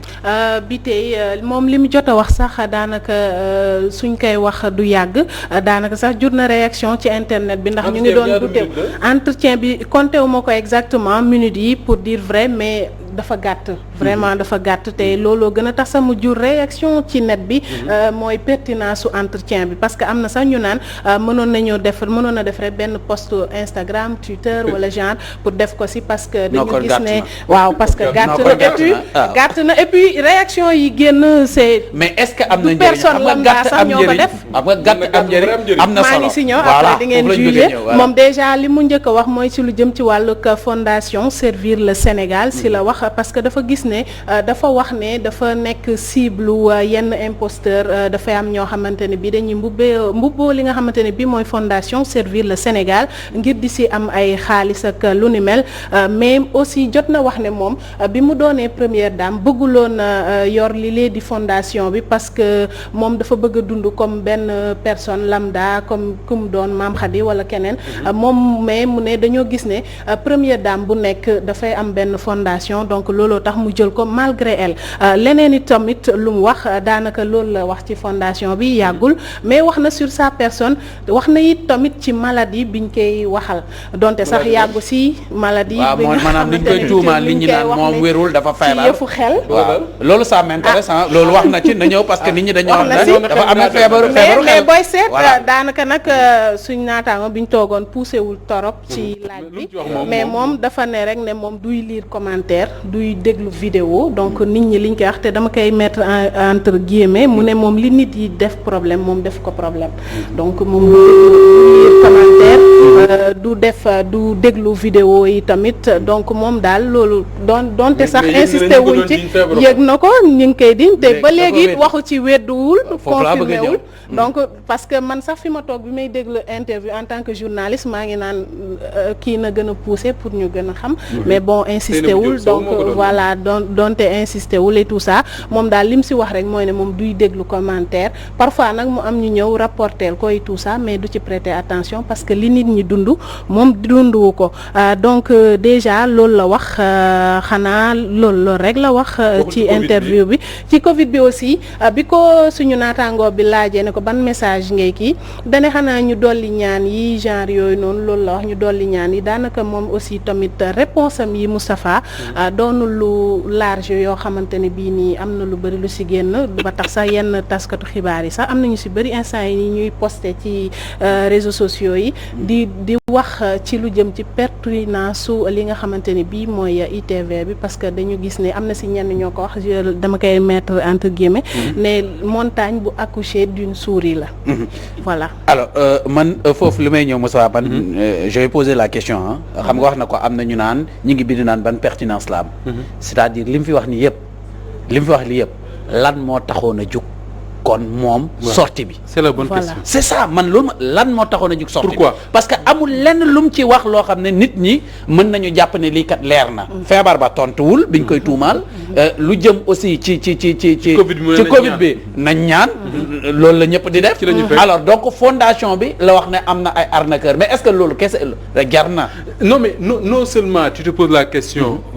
pour quel intérêt est-ce que jar na ko mais li nga xam ne man moo ma ci gën a jaaxal mooy depuis 16h ou 16h30. bu fekkente ne ñu Moustapha Fall Thié mi ngi def signe ne bëgg na intervenir. amul problème ñu au niveau de la régie ñëw leen ma jox leen coordonnées yi ngeen mun ñu ko wowal. alors li am solo mooy RTS ci boobu. c'est la télévision nationale. Depuis 16h ou 16h30 lañ annoncé ne entretien exclusif avec la première dame. ñu ne kan moo koy def ñu ne Seynabou Diop Sow. Seynabou Diop Sow c'est une grande dame. c'est une sommité de la presse nous avons énormément de respect pour elle. soo déggee loolu da ngay sawar dem seetaani ko moo tax bi ñu ma waxee ne ma kaay ñëw toog ma ne Mame Khady il faut regarder ça pour xam la ñuy wax mais su fekkee ne c'est un entretien pour dire que y a des arnaqueurs qui profitent de quoi de servir le Sénégal. Covid bi nañu ñaan je sais pas mois dafa dofoon ak doful mu ne du ci tontu parce que du lire commentaire yi. finalement tu te dis est-ce que jaroon na ko. ah bien sûr est-ce que jaroon na ko. am na waa ji wax sànq ne am na un chargé de com bu ñu jëloon un chargé de com bu ñu jëloon notre grand frère là Alioune Fall ne ko mu ñëw wax ko avec pertinence on passe à autre chose. mais tey j'ai l'impression que ni peut-être ñoom ñoo xam lan moo tax mais exposé nañ la première dame. mooy teg nañ ko mu wax. liñ ko xamee woon mooy waxul dara yoonam nekkul ci kenn. am na sax ñoo xam dañ daan critiquer le président Macky Sall bay yëkkati wax yu ñaga di ko jëme ci moom. mais dañ ko daan épargner moom pourquoi parce que elle n'était pas dans l'espace public. elle était souvent dans ses affaires boo ko gisee comme li mu wax sànq c'est une femme ordinaire buy dem marché def ay activités affaires yooyu. les gens ne le critiquaient pas sur ça. mais su fekkee ne maintenant dafa jël place am dans l'accès à la parole publique. ñëw taxaw sur les médias d'État comme la télévision nationale taxaw wax. ne lii ak lii dafay dañ koy exposer wala dafay exposer boppam et je suis à peu près sûr que ni j'ai pas lu les commentaires sur Facebook mais tey lu ne da nga ko dégg. déjà rek mu ngi def ay réactions Moustapha de partout mu ngi les réactions mu ngi génn fu nekk. mooy ay confrères muy ay personnes lambda et tout ça ñëpp ñu ngi wax ci pertinence boobu mais aussi il faut savoir Moustapha que ni ITV bi ci chaîne nationale la am donc question yi tamit. mais man xam nga lu ma jàpp actuellement ci sama xel mu gàtt. coow li bëri woo fondation bi taxu ko woon jug. Covid bi taxu ko woon jug. c'est-à-dire li ko taxoon jug te tontu ko mooy li nit ñi di ruumandaat. ci internet nit ñi di ko jiiñ. ne dafa feebar bu ko parce que déjà c'est très bien parce que déjà le fait que mu génn ci télé bi taxaw. foofu laa bëgg a ñëw ko rek pour wane ne maa ngi nii wér naa man je pense que loolu moo taxoon rek maa ngi nii li ngeen may tuumaal. amul man loolu laa jàpp ne moom moo ko taxawoon a jóg. nañ ko jël Issa ñi ngi Issa de mi ngi en direct nañ jël Issa ba pare. Issa Tine jamono ji mi ngi ñaari tali moom la wax Issa Tine kon foofu ñaari tali naka la mbir yi demee Issa Tine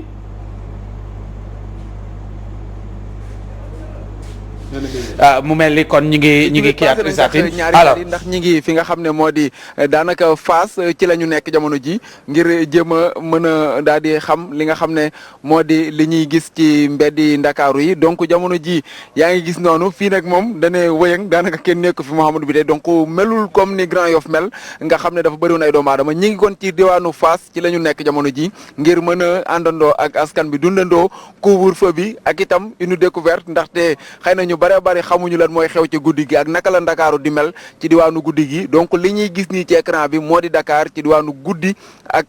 donc xarkanam bu changé lool ak ni nga xam ne noonu lañ ko xamee woon guddi ni nga xam ne noonu lañ ko xamee woon ci doomu aadama yoo xam ne dañ daan bari lool ku ci nekk di doxi say activité donc tey nag mu nekk lu nga xam ne quand même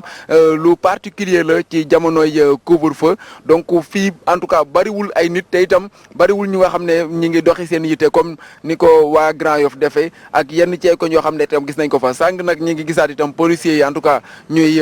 amal li nga xam ne rek moo di contrôle yeeg ñoom seen mais ba léegi biir koñ yi moom day xaw a des lu bare bari ndax même koñ bi nga xam ne sax moom nañu romb ni ki sàng mu di ñaari tali gis nañu ne quand même contrôle bi des na rawatina itam ci ñi nga xam ne ñoo nekk ci mbedd yi ak itam ñi nga xam ne ñoo fay nekk di doxi seen yitte sàng sax romb nañu benn barab boo xam ne quand même siiw na lool rawatina ci wàllum njaayum lekk xëy na mënuñoo tudd tur bi mais gis nañ ne en tout cas tijj nañ ko di fa jaay loolu nag mu di loo xam ne itam lu jaaxal ñu bëree bëri la ba ci sax ñenn ñi di ci interroger wu bëgg a xam lan moo waral ñoom ñu tijji ci jamono ji nga xam ne quand même ñi ngi ci wàllum couvre-feu ak état d'urgence bu nga xam ne moom lañ indi ci réewum Sénégal donc jamono ji kon ñi ngi ci Fass donc ñu ngi koy xaw a dépassé tuuti sax daanaka di gis ay benn nit nag la bariwul comme ni ko yeneen koñ yi mel rawatina fu ci mel ni Grand Yoff Mouhamadou Biteye Issa ñoo ko déggandoo mi ngi noonu di dem ci fi nga xam ne moo di Médina donc kon ñu ngi may signaler ne Médina la ñuy dugg nii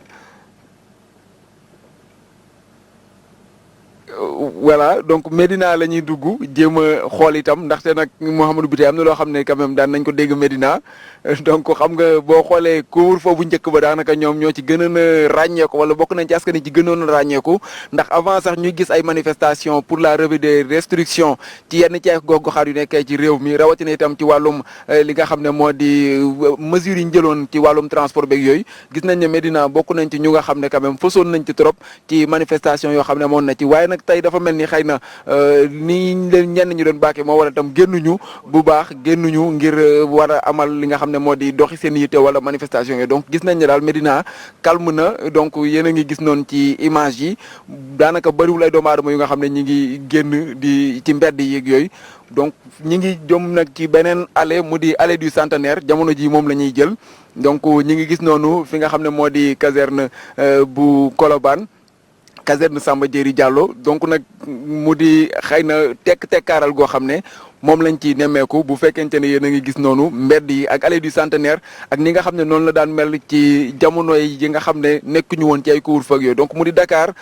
jamonoy couvre-feu découverte xëy na pour ñu nga xam ne ñu bari ñi ngi seetaan jamono ji la voix des sans voix Walfadjri ndax xëy na am na ñoo xam ne xamuñu woon lan mooy xew ci mbedd yi naka la mbedd yi di mel guddi ci diwaanu Ndakaaru ci jamonoy couvre-feu ñi ngi gis noonu ñi nga xam ne rek ñoo di agent wu nettoiement yi ñu nekk ñoom di nettoyer di balayer ñoom nag am nañu li nga xam ne moo di yoonal nañ leen ngir ñuy dox guddi gi ak def seen liggéey ci ne mu waree donc mu di ñu nga xam ne quand même jar nañoo delloo njukkal mbedd mi nag boo xoolee gisaguñu fi en tout cas ay takk der yoo xam ne ñu ngi ci ay montage ak yooyu xanaa ay benn doomu aadama am na nag ñu nga xam ne ñi ngi taxaw ci seen bunti kër donc di xool xëy na nag peut-être li ñuy gis moo waral ñu génn di xool ak yooyu noonu mais du ñu nga xam ne quand même mel nañu comme yeneen koñ yi ñu weesu ak ñi nga xam ne dañoo génn ñoom di waxtaan fii moom gisaguñ ko fi Mouhamadou Biteye loolu lañ mën a nemmeeku en tout cas ci fii nga xam ne moo di ci wetu Médina ndaxte jamono ji ñi ngi ci allée du centenaire di mel ni lu jëm ci fi nga xam ne moo di la RTS 1.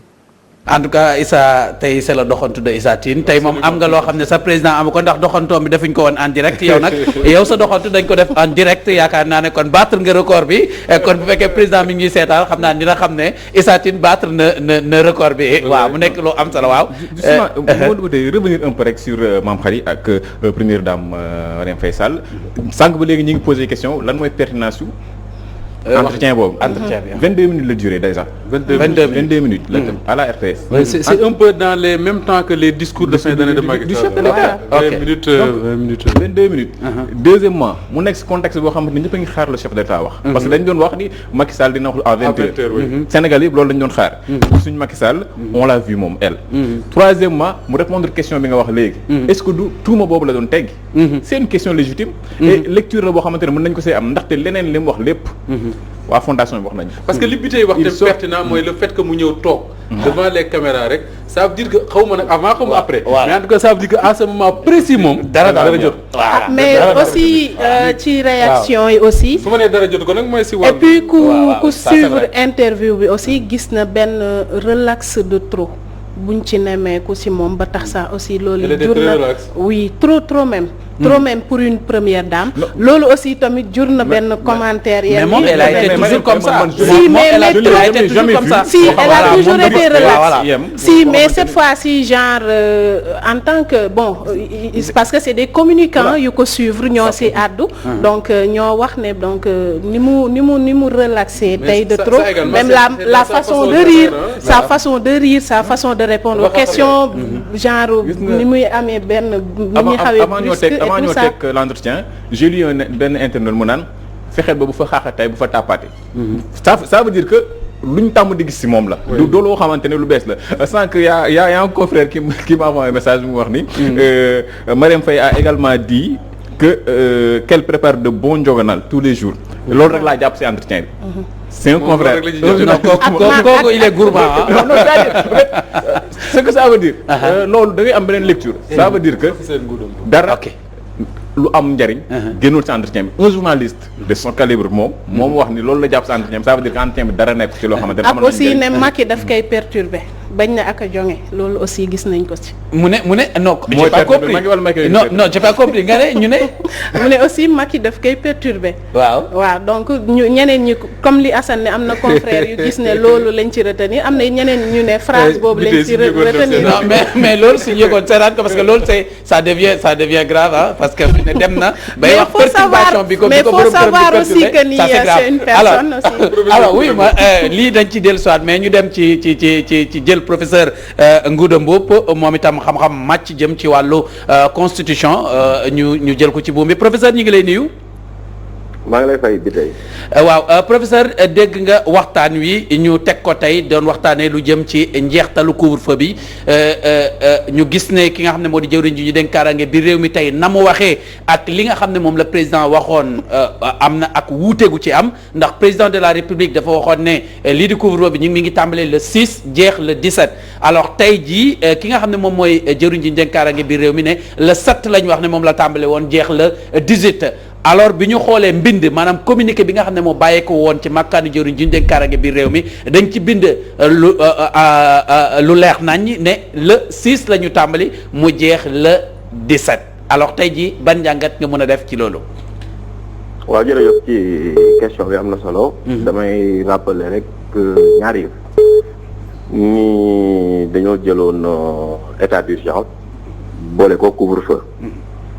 donte ñaar yi du benn parce que état d'urgence day englober ak dépasser le couvre-feu mooy lan état d'urgence régime la te régime am article 69 bu constitution moo ko tënk donc état d'urgence fukki fan ak ñaar la mën a durer bu yéesee fukki fan ak ñaar président de la république amatul prise parce que assemblée nationale moo ko war a yokk moo ko war a jox sañ-sañ yi pour mu mën a continuer ci mbind mi ak ci doxalin lépp boo gisee li am ministre de l'intérieur war na mën a wax parce que moo war a waxal président de la république ci mbind bu fekkee aussi ci génn président mën na ko jox loolu mën nañ ko nangul parce que moom mooy mettre en musique tout cela. Par contre ministre bi li mu wax mooy li ngeen wax sànq rek lu ni fàng kenn du ko jeex boo gisee arrêté yi mu jël moom ci boppam donc du 6 au 17 lañ fa bind. donc mënuñu bind foofu du 6 au 17 ba pare ñu ñëw indiwaat beneen date donc loolu day poser problème beneen bi ci topp mooy texte yi muy visé muy constitution bi muy article 69 muy décret bi nga xam ne le 5 janvier la ko président jël yooyu yëpp dafay jëmmal arrêté yi mu jëloon parce que loolu la koy jox base légale donc ci gàttal état d'urgence bi ak couvre-feu bi jeexoon na démb ak démb à 20h à 23h59 donc loolu moom moo waroon a doon yoon donc tey jii ni ministre de l'intérieur loolu mu wax noonu donc méngoowul ak li nga xamante ne moom la charte réew mi teg moom la décret présidentiel bi teg ak arrêté yi mu jëloon aussi loolu la ñu tegoon. Professeur, dans l'état actuel des choses est-ce que le ministre de l'intérieur mi ngi dans son droit quand il dit que dañu demander au gouverneur des régions de Thiès et de Dakar ñu jël ay arrêté pour interdire la circulation des personnes et des biens. waaw loolu mën na nekk. foofu am na raison parce que c'est des mesures de police administrative et c'est des mesures préventives. D'accord. xam nga dans la police administrative l'ordre public day dugg te l'ordre public trilogie la. sécurité salubrité ak tranquillité te gouverneurs yi attribution yooyu am nañ ko ci d'autres donc dispositions notamment depuis 1972 comme ni mu ko waxee. moo tax damay wax ne couvre-feu la rek la ñu jël ñoom nag mais bokkul ak état d'urgence parce que état d'urgence bi jeex na. dama ni couvre-feu moom c'est la restriction de la liberté d'aller et de venir à certaines heures mën nañ ko jël ci benn gox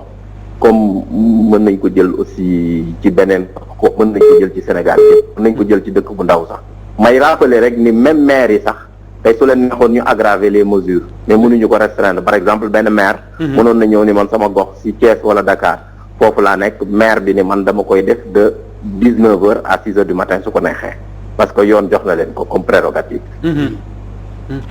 Est-ce que tey le ministre de l'intérieur wala le chef de l'État ban moyen la am pour proroger est-ce que dañuy xaar mu promulguer loi bi wala forcément dañu war a delluwaat Assemblée nationale.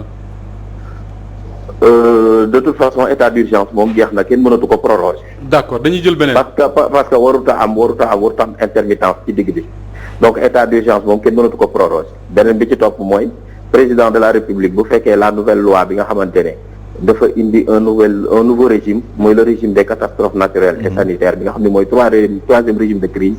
il faut ñu xaar la promulgation de la loi jusqu'à présent la loi n'a pas été promulguée donc kenn mënu ko appliquer maintenant président de la République mënoon na jël un autre décret moom su ko neexee mu def couvre-feu parce que li ma la wax ni même couvre-feu en temps normal mën nañ ko jël mais li nga xamante ne mooy ñaari régime yooyu benn bi déjà jeex na muy état d'urgence bi kenn mënatu ko proroger xanaa président jëlaat décret jëlaat beneen état d'urgence voilà comme ni ma ko waxee sànq rek c'est-à-dire ñu xaar la promulgation de l'autre loi et puis ñu appliquer ko par décret présidentiel et par des arrêtés ministériels. En résumé couvre-feu lañ mën a teg mais mënatuñ teg état d'urgence. déedéet kenn mënatu koo proroger mën nañ koo teg certes mais bu boobaa noonu président de la république day indiwaat beneen état d'urgence bu bees. en résumé mooy donc état d'urgence je ne pense pas que président di ko multiplier noonu parce que dama doon wax naan c'est en soi dangereux parce que même état d'urgence sanitaire sax d'accorduma ci tur boobu parce que dama naan leen celui qui peut créer l'état d'urgence sanitaire demain il peut créer l'état d'urgence écologique ou environnementale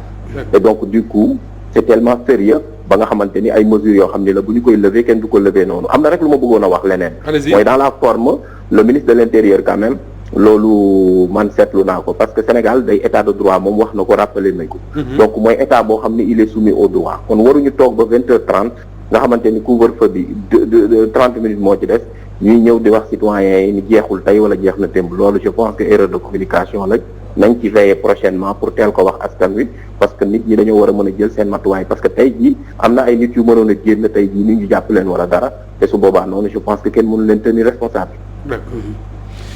Professeur ñu ngi lay gërëm di la sant daanaka li nga xam ne moom la ñu bëggoon a laaj yëpp Moustapha laaj na la ko yaakaar naa leer na nañ vraiment muy ay tontu yoo xam ne aussi leer na. te aussi. pour retenir que ni li mu wax ne gouverneurs yi. ak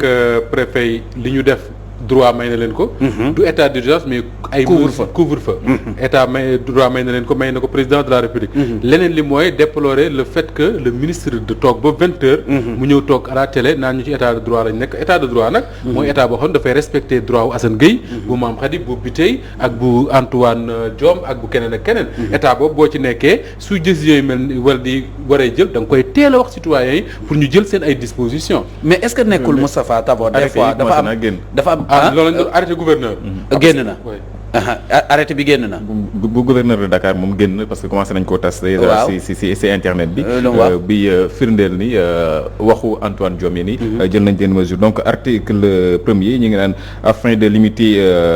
la forte propagation de la Covid-19 dans la région de Dakar la circulation des personnes et des biens y est interdite de 21h à 5h du matin du 19 au 26 janvier 2021. le 19 ba le 26. le 19 ba le 26 mooy 8 jours yi nga xamante ni Antoine Diome moom la wax à la RTS donc muy wax ne rek képp koo xamante ni dégg nga loo xamante ni jalgati nga loolu gouverneur teg yoon dina daal di dal sa kaw muy mbir boo xamante ne jébal nañ ko préfet yi nekk Dakar yëpp. xam nga Assane li ma doon wax sànq Moustapha c'est-à-dire man pour man dama jàpp ne bëñ bu la nar a sonal buddil mu dem benn yoon bu ko fa bàyyi di ko tafal parce que lii man dafa am leneen lu mel ni yow def nga benn affaire pour 12 jours ñëwaat nga yokkaat nga ci 8 jours alors dafa mel ni dafa am ñaari mbir yu sonal suñuy njiit ñun muy la peur d'abord de prendre des décisions beneen bi moom mooy naka mooy li nga waxoon nga war a communiquer ak sa askan ba ñuy def li nga wax parce que li ma ne peur de prendre des décisions li ma ci wax mooy par exemple tey ji mbir am na c'est-à-dire bu ragal maanaam ñàkk maanaam bu ragal a lu ma ko mën a wax bu ragal a daanu c'est-à-dire booy jël décision da ngay jël benn décision soit da nga koy réussir mbaa nga bañ ko réussir mais bëgg a jël décision ba pare ragal a jël décision loolu day indi tout le temps da ngay làmbatu te làmbatu boobu noonu moom mooy dem ba sa askan dootuñ la gëm nañ la war a gëmee. dafa am benn président wu France bu tudd François Hollande dañ ko laaj ne ko c'est quoi le rôle d'un président de la République mu ne le rôle d'un président de la République c'est de décider. Voilà. Je ne cesse de décider. Voilà. C'est que le président il décide. Il décide tous les jours fii loo fi mën di dégg bi tey mën naa wax ba géex. mais dinañ def li nga décider wax ba géex c'est le président qui va décider. loolu lay expliquer te bu décider ñëpp dinañ ci tënku. danañ ci tënku donc cette décision là. voilà. On ne force pas les gens ne leen di adhérer par force ci dara mais il faut savoir leur vendre également une décision c'est-à-dire que adhérer am seen adhésion ci li ngay jël mais que cette décision bu ñu ko jëlee ça s'impose à tout le monde mais quand un président est capable de dire le 31 décembre devant les Sénégalais que ni réew mi am na fi ñoo xam ne kenn xalaatu di leen yóbbu kaso ndax boo leen yóbboo kaso c'est grave bu leen yóbboo kaso réew mi yëngu y a problème ça veut dire que on n'est pas égaux devant la loi c'est-à-dire que la loi ni may traité man du noonu lay traité Mame Khady et yooyu yu mel noonu le président di ko wax ay un président qui te dit ni oui ni non yu mel noonu ngay wax di ko sànni te Moustapha billahi amul benn impact loolu mooy am impact dans la perception des gens parce que ci communication politique lañ nekk tout est perception c'est-à-dire que les gens mën nga am une intention am une décision même ñun ça nous arrive dans nos actes de tous les jours li nga bëgg a def ak la perception bi nga xam ne ñoom nga ko jëmale di ci am ça pose problème il faut qu'ils aient la bonne perception te loolu li koy wane li koy maye amul secret c'est la crédibilité de la parole. c'est-à-dire ñoom ñi ñu yaakaar ne jëflante ak ñoom jafe na ñooñu ñoo gën a yomb a jëflanteel parce que yàlla da leen may d'abord ñu nekk ay nitu yàlla ay nitu diina ay nitu yàlla ensuite dañu ànd ak jamono c'est-à-dire dañoo rombo période bi nga xamante ni tey jii nitu diine bi dafay strict rek ne lii la loolu dépassé nañ ko tey nitu diine bi da ngay ñëw mu mun a waxtaan ak yow ci diine bi mun a waxtaan ak yow ci tolluwaayu jamono c'est-à-dire moo tax ma jarul ragal c'est-à-dire bu décision waree am mais da nga koy dox décision bi wax ko jël ko mu jeex parce que Sénégal nag dëgg la dañoo naqaree jiite ça moom ñëpp nag dañoo naqaree jiite parce que ñun amuñu président de xam nga lan lañ am xam nga kan mooy suñu président ki bëgg a falu mooy suñu président xam nga lu tax ma wax la ko gis nga booy bëgg a falu booy daagaan baatu askan wi dañ naan kii mooy waaja ñëpp riir utali la ànd ak yow nga falu ñu ne ay waay bu ñu yëgoon bàyyi fi ki ñu fi jëlee waaw loolu nag moo nga jugee fi ñu ne def nañ erreur de kiñ dàq mënoon naa toog donc ñoom kii waaj a falu kooku la ñu ànd moo tax jiite bi jafe na fi mais nag il faut savoir prendre des décisions et des décisions fermes soit nga réussir mbaa nga bañ a réussir moom mooy wax ci Thiès waaw ñu dem Thiès Ibrahima ñi ngi lay nuyu allo Ibrahima dañoo am tuuti jafe-jafe de déggante ak Ibrahima bu fekkee mi ngi ci ligne bi ñu dem Thiès benn dëkk ñaari gaar xool foofu itam ndax nag couvre-feu bi ñaari dëkk yi la concerné woon muy Ndakaaru ak Thiès bu fekkee ne Ibrahima mi ngi ci ligne bi rek ñu daal di ko jël Ibrahima Ndiaye ñu ngi lay nuyu. waaw mu mel ni Ibrahima génnaat na ligne bi léegi Moustapha ñu dellu si tuuti ci kaawu première dame bi nga xam ne nekkoon nañ fi non c'est un cas non c'est un cas c'est un cas parce que tey jii man maa ngi doon xaar première dame bu génnee maa ngi doon xaar benn affaire boo xam déclaration boo xamante ni vraiment day nekk loo xam ne ñëpp dañ naan ëpp yëkkati loxo yi mais alors déclaration yi nga xam ne moom la def pour man jarutoon li nga xam ne moom mooy toog 20 heures dem à la RTS pour wax loolu noonu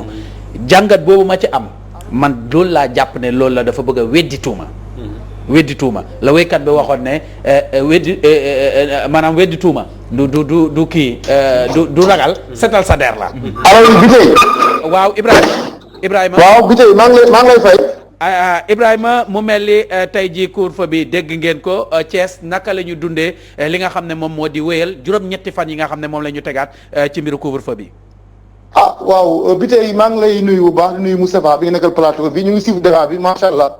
comme ni ko ñëpp dundee xëy na Dakar ak Thiès parce que juróom-ñetti fan lañ ci tegaat ndax xëy na nit ñi sax moom Thiès moom ñu bëri xaaru nañu loolu moo waral boo xoolee dañoo ne nañu toog rek muñ parce que juróom-ñetti fan loolu defe naa ni yàggul waaye daal boo boole ko sedd guy nga xam ne nit ñi daanaka tàmm nañu sax léegi 21 fu mu jotee fekk ñëpp dugg nañu waaw moo tax daal. pour l'instant gisuñu fi benn manifestation wala benn kii donte ñoom daal ba tey population thiessoise ils ne sont pas convaincus parce que ñoom daal jàpp nañu ne bi xëy na virus bi comme ni ko gars yi di waxee xanaa virus bi guddi lay circuler wala mu ngi noonu surtout peut-être li ñu mën a wax rek xëy na côté taximaan yi jakartamaan yi ñi nga xam ne ñoom ñooy liggéey guddi ñoom dañoo jàpp ne daal seen liggéey am na gàllankoor ndax clientèle bi guddi gi la doon gën a bari surtout jakarta ak taximaan yi ñooñu ñëpp. loolu amatul moo waral ñoom gisuñu daal ñoom benn intérêt pour que ñu koy yokk dañ ko waroon a xëy na arrêté sax wala sax ñu yemale ñëpp parce que aussi souvent loolu la ñuy wax pourquoi Thiès Dakar rek te alors que yeneen région yaa ngi dégg ñuy wax mbas mi baa nga fa yooyu yëpp te bu fekkee Thiès Carrefour la ñëpp fii la ñuy romb di duggalanteeg ñoom di demalanteeg ñoom mbir mi kañ la fiy jógee loolu mu nekk daal loo xam ne daal vraiment loolu la ñu mën a jàpp ci xalaatu waa Thiès waaye daal nee na teg ñëpp sax jàppoon nañ ni sax dañuy gën a teengal mbir yi far yàlla ñu ne 21 heures 5 heures du matin feeg 8 jours ñu toogaat muñ loolu la ñu gis fii ci diwaanu Thiès Mouhamadou Biteye fekkee amoo beneen laaj rek nga ñu xam ne daal noonu la mbir mi demee amul benn yëngatu amul benn manifestation jàpp ci loolu rek donte daal léeg-léeg mbir mi yéeg léeg-léeg mbir mi wàcc fii ci diwaanu Thiès mbas mi waaye daal nit ñi koo ci laaj daan la mbir mi daal mu ngi noonu maa ngi koy dégg waaw parce que nit ñi ba léegi problème bi ñu am mooy surtout ci ndaw ñi pour lu leen convaincre ba woon leen ni mbas maa ngi fi c'est ça le problème. kon ba léegi am nañu ko gëmul mag ñi moom gën ñu gëm mais xale yi pour nga wax leen waxi mbas takkal masque ñu naan la non ban masque nuyu jeex na ñu naan la waaye ban nuyu xam nga c'est-à-dire que man loolu moo jaaxal Ibrahima ñooñu nag ñu ngi ci erreur ñi ñemee mbas mi moo jaaxal ñëpp waaw bul nuyu bul joxe loxo ñu ne non joxe loxo fan waaye damay joxe loxo ci ndaw ñi loolu dafay doy waar dafa doy waar communication bi moo jàllul c'est ça le problème waaw jërëjëf Ibrahima ñi ngi koy gërëm di ko sant waaye itam ñu xamal leen rek ne ñooñu di def loolu Ibrahima ñi ngi ci erreur ndax feebar bi moom lu existé la lu am la na ko ñëpp bokkandoo xeexandoo ko ndax mu jóge fi xanaa kay anam wi ñu koy war a xeexee ak anam wi ñuy doxalee moom la ñuy waxtaanee waaye nag feebar bi moom lu existé la xëy na dañ di ay ndaw tollu seen digg doole feebar bi mënalu leen dara mais nag wax dëgg yàlla docteur yi wax nañ ñëpp wax nañ voilà est-ce que corona wuñ sax 1000 fois te yëguñu ko benn homme politique ndeysaan bokk ci mouvance présidentielle mu ne ma un gouvernement ne se lamente pas c'est-à-dire que gouvernement comme li Assane Gueye doon wax sànq mënoo jiite nit ñi ba pare di leen njëkk a jooy naan waaw nit ñi respecté wuñu mesures yi wax nañ lii nag wuñ koo def non un gouvernement ne se lamente pas tu prends des décisions et tu fais de telle sorte que les gens dañ ci adhérer di ko appliquer mais su fekkee le gouvernement dafa commencé moom di lamenté wu naan moom kay situation bi metti na dara bu ñu deful lii nangam ak nangam mais nit ñi également finalement am na ñoo xam ne gëm nañ ne corona am na de am ñoo xam ne gëm nañ ne mi ngi faat mais dañuy xool li leen di wax yëpp pour moytu ko ñu jékki-jékki ni lii daal mënuñu quoi nañ bàyyi suñu bopp ak yàlla am nañu bari ki yaa naa beaucoup qui tiennent ce genre de discours là te nag yàlla bay sa tool da nga fay ne yàlla fekk la ca beneen bi mooy situation bi ñu nekk nii ak sedd bi ak ni affaire bi di yéegee suy déglu yenn discours da nga naan nit ñi finalement dañ naan nañ ñaan yàlla rek sedd bi jeex ak tàngam parce que gëmatuñ ne comme disait Moustapha Diakhaté tout à l'heure gëmatuñ ne c'est le gouvernement qui va les sortir de cette situation là et loolu bu ñu demee ba àgg ca ba nit ñi découragé que ni gouvernement amatul solution y a problème il faut que l'État trouve la solution c'est urgent c'est important ça c'est vrai alors man li may wax rek mooy est-ce que xam nga bi feebar bi jógee ñu ne Sénégal ñu ngi ciy génn parce que dafa tàng kon déjà ñëpp jàppoon nañ ne seddaay bi dafa am lu ciy joué alors en ce moment là sunu dirigeants yi le gouvernement est-ce que ñu ngi doon sóor que ne ñun ci sedd la ñu jëm te sedd bi ñu jëm munaat naa yokk affaire bi kon nan la ñu war a def maanaam gouverner c'est prévoir voilà est-ce que def nañ loolu c'est-à-dire nañ voilà c'est-à-dire tout le temps Sénégal dafa mel ni ñun on vit le présent c'est-à-dire ñun duñ dund futur duñ xalaat passé on vit toujours le présent mais tey ji bu fekkoonte ne dañu sóoraale loolu xam ne sedd baa ngi ñëw kat lii mën na ñëw ñu ne kon nag nañu préparé ci sedd baa ngi ñëw école la ngi tijji lan la ñu war a def xam nga bi tey day revenir si mot bi ma waxoon sànq impréparation parce que deuxième vague bi biñ koy wax ñoom ñëpp dañoo bañ même le ministre ne deuxième vague amu fi liñ ci teg matul semaine moom mu génn ne atteindre nañ pic bi pic boobu waaw mais c'est vrai moom atteindre na pic bi plusieurs fois non c'est ça loolu mooy problème bi c'est-à-dire dafa mel ne le ministre de la santé là non mais c'est vrai atteindre na pic bi plusieurs fois ça di wàcc c'est vrai question bi mooy ban pic la parce que par exemple quand on prend l'exemple de la France bi ñu la nee pic bi jotaatuñu ko c'est-à-dire wala ñu dem ci deuxième vague day doon ay mbir yoo xamante ni dafay laaj préparation parce que fi ngay jëm da ngay extrapoler des fois y a des statisticiens y a des médecins comité la boo xamante ni discipline yu bëri ñoom ñoo fa war a daje ngir teg li nga xamante mooy stratégie bi ñu war a doxale mais boo xoolee ni nga xam noonu la ñuy doxalee da nga naan est-ce que ñi fa war a nekk ñëpp ñu ngi fa xaw ma ndax ndim fa ak déet waaye ni ñu koy doxalee day mel ne nekkuñ fa statistiques yi on est en janvier février war nañ xam à peu près fan la ñu war a toll parce que xam nañ virus bi ni muy doxee déjà ban taux lay monter ban taux lay wàccee ki nga xamante ni xelam màcc na si mbir moom mën na la fii ak fii la ñuy yem bu fekkee ni def nga lii à partir de ça ngay basé wu jël actes yi nga war a poser mais actes yooyu pour nga jël ko nag faaw nga am fitu jël ko faaw nga ñeme koo jël faaw nga bañ a xalaat élection lépp loolu la. bañ xalaat élection mooy indi ragal gi kii doon. mooy indi ragal gi. c'est ça mooy indi ragal gi faaw nga bañ a xalaat élection un gouvernement bu war a décider mënul di décider en pensant que ni bu ma defee lii kët Assane mën na ma bañ a voter. c'est pas ton problème. votel nañ la ba pare. liñ la votel mooy 5 ans yi fi nekk. 5 ans yooyu jëlal les décisions qui agit comme ça. c'est un homme d'état qui doit comme loolu am solo xam naa bi tey waxtu mi ngi ñuy dab te takk jaaj yi jot na mais gis nga bi Covid 19 ñëwee dafa am loo xam ne même les journalistes que nous sommes on l'avait remarqué et on l'a plusieurs fois dit mooy benn genre cacophonie boo xam ne moo amoon ci gouvernement bi da nga doon gis Aly Ngouille Ndiaye di wax fii Omar Youm mi ñu dénkoon transport di wax fële waa ji yoroon ceeb bi nu mu tudd Mansour Faye di wax fële le ministre de la santé di wax fële les gens toujours dañ doon interroger wu naan mais pourquoi mënuñu am benn cohérence et à l'époque on disait que c'est parce que amul un premier ministre boo xam ne moom mooy coordonner toute cette action là te on aurait dû quand même apprendre de ces leçons-là. Moi, je dis pas qu'on déshabille le ministre de la Santé, ne ko yoratoo Covid affaire mais la lutte contre la pandémie de Covid-19, je crois que war na am benn cohérence bu si Macky Sall indi benn cohérence d'ensemble boo s'il le faut moom ci boppam qu'il prenne en charge tout cela ba ñu génn ci situation bu ñu ci génnee après ñu jëwaat à la normale parce qu'on n'est plus dans une situation normale. Comparaison n'est pas raison mais gis nga Royaume-Uni bi ñuy organiser Jeux olympiques yi. Jeux olympiques ça demande beaucoup de moyens ça demande benn lu ci extra xam nañu def dañu nommer un ministre des Jeux olympiques nga xam ne li ñu ko sant mooy organiser ces Jeux là suñ ci paree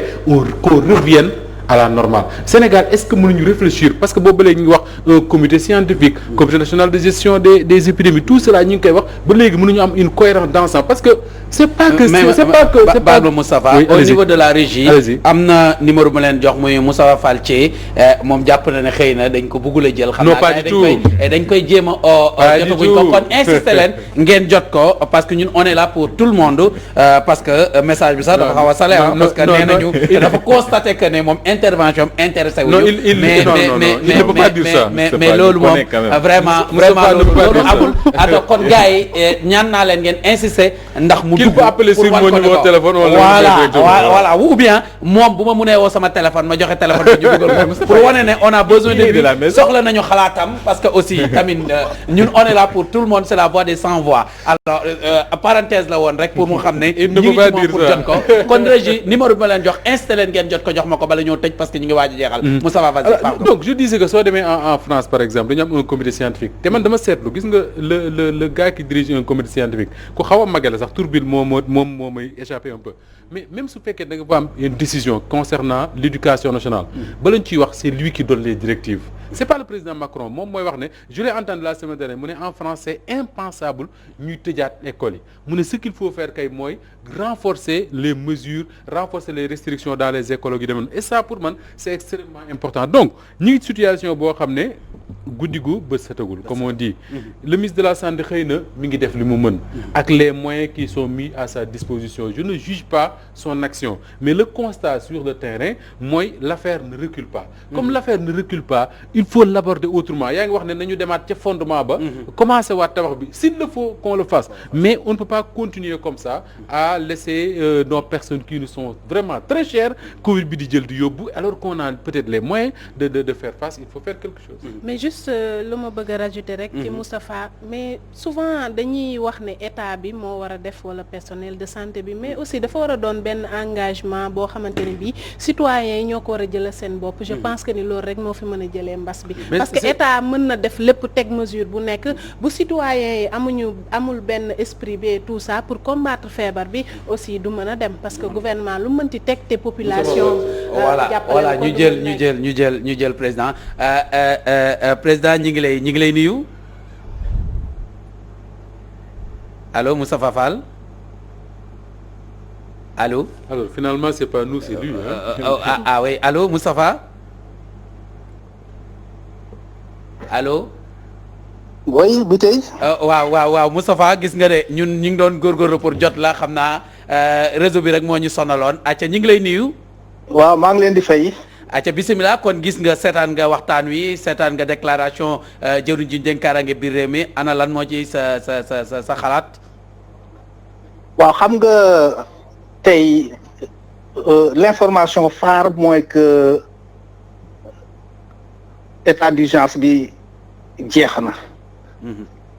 couvre-feu bi prolongé nañ ko loolu normal la parce que couvre-feu bi mi ngi jeex tey à 0 heure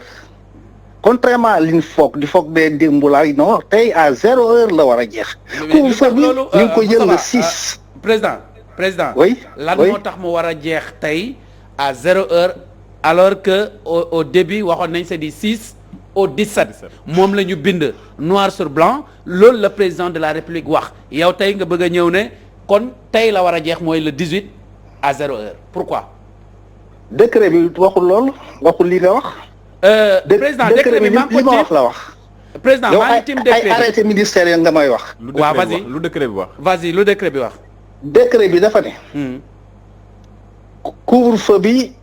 mi ngi commencé le 6 à 0 heure. Le 6 à 0 heure mooy le lendemain mooy le 7. Parce que 0 heure du ñëwee rek le jour suivant mooy ñëw mooy le jeudi. jeex keñ. jeex le 18 à 0 heure tey jii. mais président kon boog xaaral boog ñu jéem a xool nu ñu la affiché les décret bi nga gis ko on a mis. président loolu dañ ko ci bind noir sur blanc du 6 au 17. ba léegi 18 gisuma ko ci kayit gi président. waaw du 6. xam nga du ñuy wax dañuy wax le 6 à 0 heure. waaw. kon le 18 à 0 heure lay jeex. ça fait 13 jours affaire bi nekkatul kon affaire bi lu ñu bind la ak li président wax. li mu wax ça fait 13 jours man daal li ma la wax mooy. waaw su fekkee ne loolu lañ bind. waaw juum nañ si bind bi. man maa wax loolu waaw kay d'accord naa. boo ko waxee d'accord naa. waaw. du fekkee ne loolu lañ bind. juum nañ. muy beneen mbir. ministère de l'intérieur ñoo juum la wax. non non waxuma ministère de. da nga yow yaa ma ne lii lañ bind ma ne lu fekkee ne bind nañ loolu juum nañ. waaw loolu laa ma ne ñoo génnee communiqué bi. te loolu la ñu bind kon maanaam ministère bi juum nañu le 6 la ñu compter 12 jours 12e jour bi mooy le 18 à 0 heure. d'accord ok. c'est-à-dire tey couvre-feu bi tey ce jour-ci. n'a duré que 4 heures de temps. depuis 21 heures ba 0 heure. mu jeex. mu jeex. kon bi tey ñu prolongé ko léegi parce que couvre-feu maa ngi koy wax keroog l'avocat là maître Ablaye Tine parce que dafa waxoon ne moom Ablaye Tine ne Macky Sall amul droit prolonger couvre-feu te demul assemblée ma ne ko déedéet. gis nga décret bi ñu ngi la ko affiché nii ci écran bi ngay gis décret bi. zoomal leen ko bu ngeen ko mënee zoomal dépassé woon nañ décret bi yooyu tam bi tey je suis dans d'autres choses. vas-y. il faut me laisser raisonner quand même. vas-y allez-y. man daal li ma la wax c'est clair loo ma wonee décret bi nee naa la su fekkee loolu lañ bind juum nañ voilà. d'accord on y va. c'est clos l'histoire du décret. dama la bëggoon wax ne l'avocat qui l'avait dit dama ne ko du noonu ma ne ko parce que le couvre-feu n'est pas un élément constitutif. De l'état d'urgence yow mën ngaa def état d'urgence te doo def couvre-feu. mën nga def couvre-feu te doo def état d'urgence. donc ça n'a rien à voir. moo tax tey mën nañoo prolonger état d'urgence bi mën nañoo prolonger couvre-feu bi mais mënuñoo prolonger état d'urgence bi tant que le président promulgué wut la nouvelle loi bi indi les catastrophes les et cetera sanitaires et. comment dirais-je tant que promulgué ko mënut a prolonger état d'urgence mais li ñu mën a prolonger nañ ko mooy couvre-feu bi vous voyez donc il fallait préciser ça parce que am na ñu wax amul droit def ko amul non couvre-feu bi am na droit prolonger ko état d'urgence la mënut a prolonger su demul assemblée mbala su nouvelle loi bi suñ ko appliqué su ko promulgué wul ñu appliqué ko. loolu rek laa bëggoon a préciser. leer na. Ce qui est sûr, c'est que jusqu'à présent, je maintiens ce que je dis. Un couvre-feu qui a démarré le 6 à 0 heure, s'il doit durer 12 jours, le 18 à 0 heure lay jeex, je confirme, je persiste et je signe. Le 18 à 0 heure. d'accord merci président loolu leer na naññi kon ñu ngi koy sant di ko gërëm moom Moustapha Fall. mais même bu dee le 18 à 0 heure. le 18 à 0 heure c'était hier hein. nous sommes aujourd'hui le 18 à 23 heures nangam. le 18 à 0 heure romb nañ ko bu yàgg ah. non bu ñu jëlee logique bi mu calculer le 6. oui le 18 à 0 heure romb nañ ko bu yàgg. le 17 à minuit le 18 à 0 heure. à 0 heure. Si je comprends bien. mooy si guddi à 0 heure démb si guddi. c'est ça. alors ñu def tour table ñu def tour table man moom li may kii rek sax kii dafa jox benn exemple boo xam ne dafa am fu mu ma yóbbu. bi muy wax naan booy xalaat ne su ma defee lii Assane mi du ma woteel. j'ai suivi un film 24 heures chrono film boo xam ne dafa tracé presque. États-Unis d'Amérique le président Palmer bi virus bi duggee ci réew mi dafa loolu actuellement la. nañ ko seetaan xam nga lan la wax kii bi bras droit bi. daf ne ko chef de cabinet bi daf ne ko. daf ko wax ne ko lii bu ñu ko defee décision bi nii duñ la woteel da nga fiy jógee mu ne ko su du woon virus sax boobu bombe bi la mu ne ko bu bombe bi explosé dinaa tal leneen lu dul de présenter ay élection et il a parfaitement raison il a parfaitement raison c'est pour dire que des fois am na yoo xam ne bu ñëwee da ngay jël problème mu faloog yooyu teg fële xam ne yow patriote nga sa askan moom moo la yitteel nga def ci li ci war après li ci des yàlla la tey mun nga cee liggéey lu rafet loo xam ne sax askan wi dañ naan mais kii mooy waa ji nañ ko fi bàyyi donc je pense que noonu lay demee maam Khady ñu def tour table li may wax daanaka du yàgg bi tey mooy ne ñaari pàcc lay joxe muy côté population bi ak côté gouvernement bi muy patriotisme le gouvernement na gën a wane patriotisme def li mu war a def pour mbas bi jóge fi mais population bi aussi nañ wane patriotisme aussi def lu ñu war a def ngir mbas bi jóge fi bu ñu defee addition wu loolu je pense que ni Covid bi dinañu abal. looy tëjee ci déclaration première dame moom. première dame bi daanaka wax nañ ci lépp.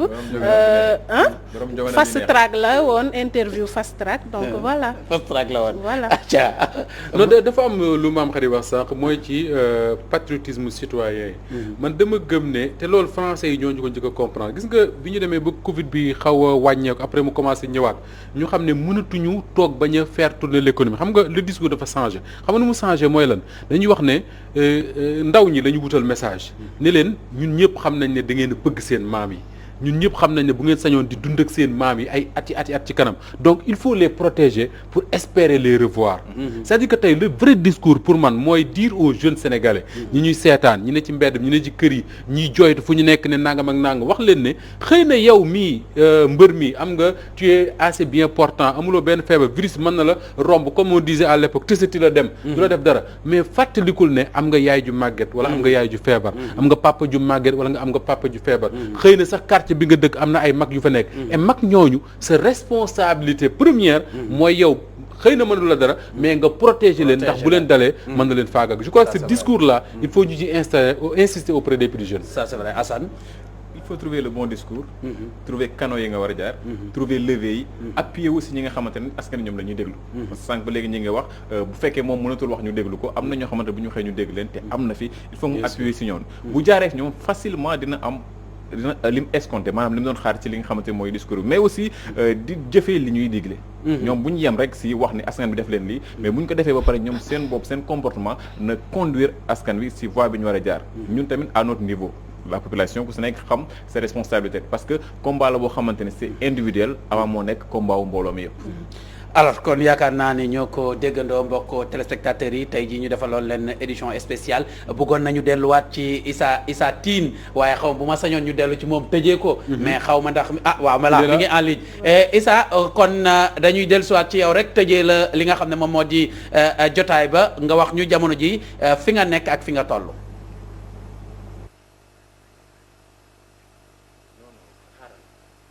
waaw jamono ji Mouhamadou Biteye ñi ngi ci fi nga xam ne moo di kon avenue Cheikh Anta Diop ci la ñu nekk jamono ji ngir rek mel ni luy wuti ci côté université donc mu di lu nga xam ne en tout cas moom lañ fi gisoon ci doxantu comme ni nga ko waxee bu nga xam ne moom lañ doon amal ci mbeddi Ndakaaru yenn ci ay gox yu nga xam ne ci la ñu jot a jaar ngir rek xool askan bi naka la ñu dundee wàllum couvre-feu bi mu di li ñoo ñenn ñi di tuddee sax naan deuxième fois wala saison 2 yooyu noonu donc bii nag xëy na nekk prolongement bu nga xam ne moom lañ ci def ci wàllum couvre-feu bi sànq nag am na ñu nga xam ne ñu ngi doon laajte lan mooy prorogation loolu xam naa itam xëy na Moustapha dina ci ñëw ci waxtaan wi ngir rek mën leen koo leeralal ndaxte xëy na bëri na ci terme boo xam ne Antoine Diome yëkkati na ko te xaw naa indi li nga xam ne rek moo di xilimi na ci xelu askan bi donc nag ñi ngi fii nga xam ne moo di ci avenue Cheikh Anta Diop Mouhamadou Biteye débat bi itam c'était très intéressant quand même ci plateau bi ndax ñi ngi ko doon suivre ak waxtaan yi nga xam ne moom lañ ci doon jëlee ak itam couvre-feu bi nga xam ne askan wi ci mbedd yi en tout cas ku ci nekk ak ni nga ko jàngate gis nañu ñi nga xam ne ñoo di waa Grand Yoff kaddu yi nga xam ne yëkkati nañ ko ci ndax ñenn ci ñoom jàpp nañ en tout cas couvre-feu bi déjà bett na leen te itam seen ab liggéey lu ci bëree bëri xañ na leen ko donc mu di mbooloo moo xam ne quand même génnuñu manifester génnuñu kaas génnuñu def dara mais ku ci nekk yaa ngi toog ci sa buntu kër am ci ñoo xam ne itam ñi ngi ci seen i biiri place u liggéeyukaay mais quand même am na ci lu nga xam ne naqari na leen waaye nag gisuñu kenn koo xam ne taal nga pëna wala nga toj wala nga def leneen donc loolu itam xëy na lu ñu mën a nemeeku la takk der yi itam dugguñu ci yenn ci ay koñ lu dul seen point yi nga xam ne fa lañ doon nekk di fa monter loolu itam la ci mën a nemmeeku Médina gi nga xam ne nag moom la ñu wan ginnaaw nii gis nañu ne en tout cas kenn génnul askan bi itam ñi ngi ci seeni biiri kër ñenn ñi xëy na ci kaw balcon yeegu la ñuy séntu ak itam toog di seetaan la voix des sans voix Walfadjri ndax ñi ngi gis ne fu oto bi jaar ñu ci bare bare dañuy génn itam di saafonte ak ñun di rafetlu itam liggéey bi nga xam ne yéen a ngi koy liggéey ndax loolu ay kàddu la yoo xam ne ñenn ci askan bi yóbbante nañ ñu ko ñu nga xam ne ñi ngi ci seen kaw yi balcon donc nag loolu nekk loo xam ne quand même faaw ñu souligner ko Mouhamadou Biteye loolu daal lañ mën a nemmeeku tey ci couvre-feu bi ak yokkute goo xam ne def nañ ko ci mu di diggante Dakar ak Thiès waaye nag promulgation wu loi bi moom la bokk na ci lu nga xam ne quand même askan bi sàkku nañ ci ay leeral ndaxte nag jàpp nañ ne quand même liñ ci yëkkati ci ay kàddu ne yokk nañ couvre-feu bi ni ki tey déjà mu war a nekk couvre-feu te loi bi promulgué guñ ko loolu itam yaakaar naa nekk na loo xam ne coow la ci askan bi te waa droit quand même faaw ñu wax ci ak askan bi loolu nag lañ ci mën a nemmeeku Mouhamadou Biteye bu fekkente ne amu leen beneen laaj mu nekkoon Issa Tine El Hadj Saliou Bey Mballo Ndaw ak Ibou Ciss pour la radio télévision Walfadjri. jërëjëf ñu ngi leen di sant di leen gërëm yéen équipe bi nga xam ne yéen a wàcc ci terrain bi doon def doxantu bu mucc ayib loolu am na ci solo bu baax xanaa di wax rek ne askan wi itam xam nañu leer na ndax ki nga xam ne rek moom moo di professeur Ngouda Mboup leeral na ko Moustapha Fall ci waxaat na ko li nga xam ne moo di couvre-feu bi am nañ sañ-sañu wéyalaat ko loolu moo am wéyalaat nañ ko ba juróom-ñetti fan bon li ñu doon wax maak Moustapha moom dibiteri yi mënut ñoo ubbi minuit ndax ku ci ubbi minuit bu soobee yàlla ay alkaati ñoom ñooy ñëw lekk si ci li nga xam ne moom moo di li nga lakk jërëjëf Assane Gueye man am naa ruq nag am nga ko jërëjëf Moustapha Diop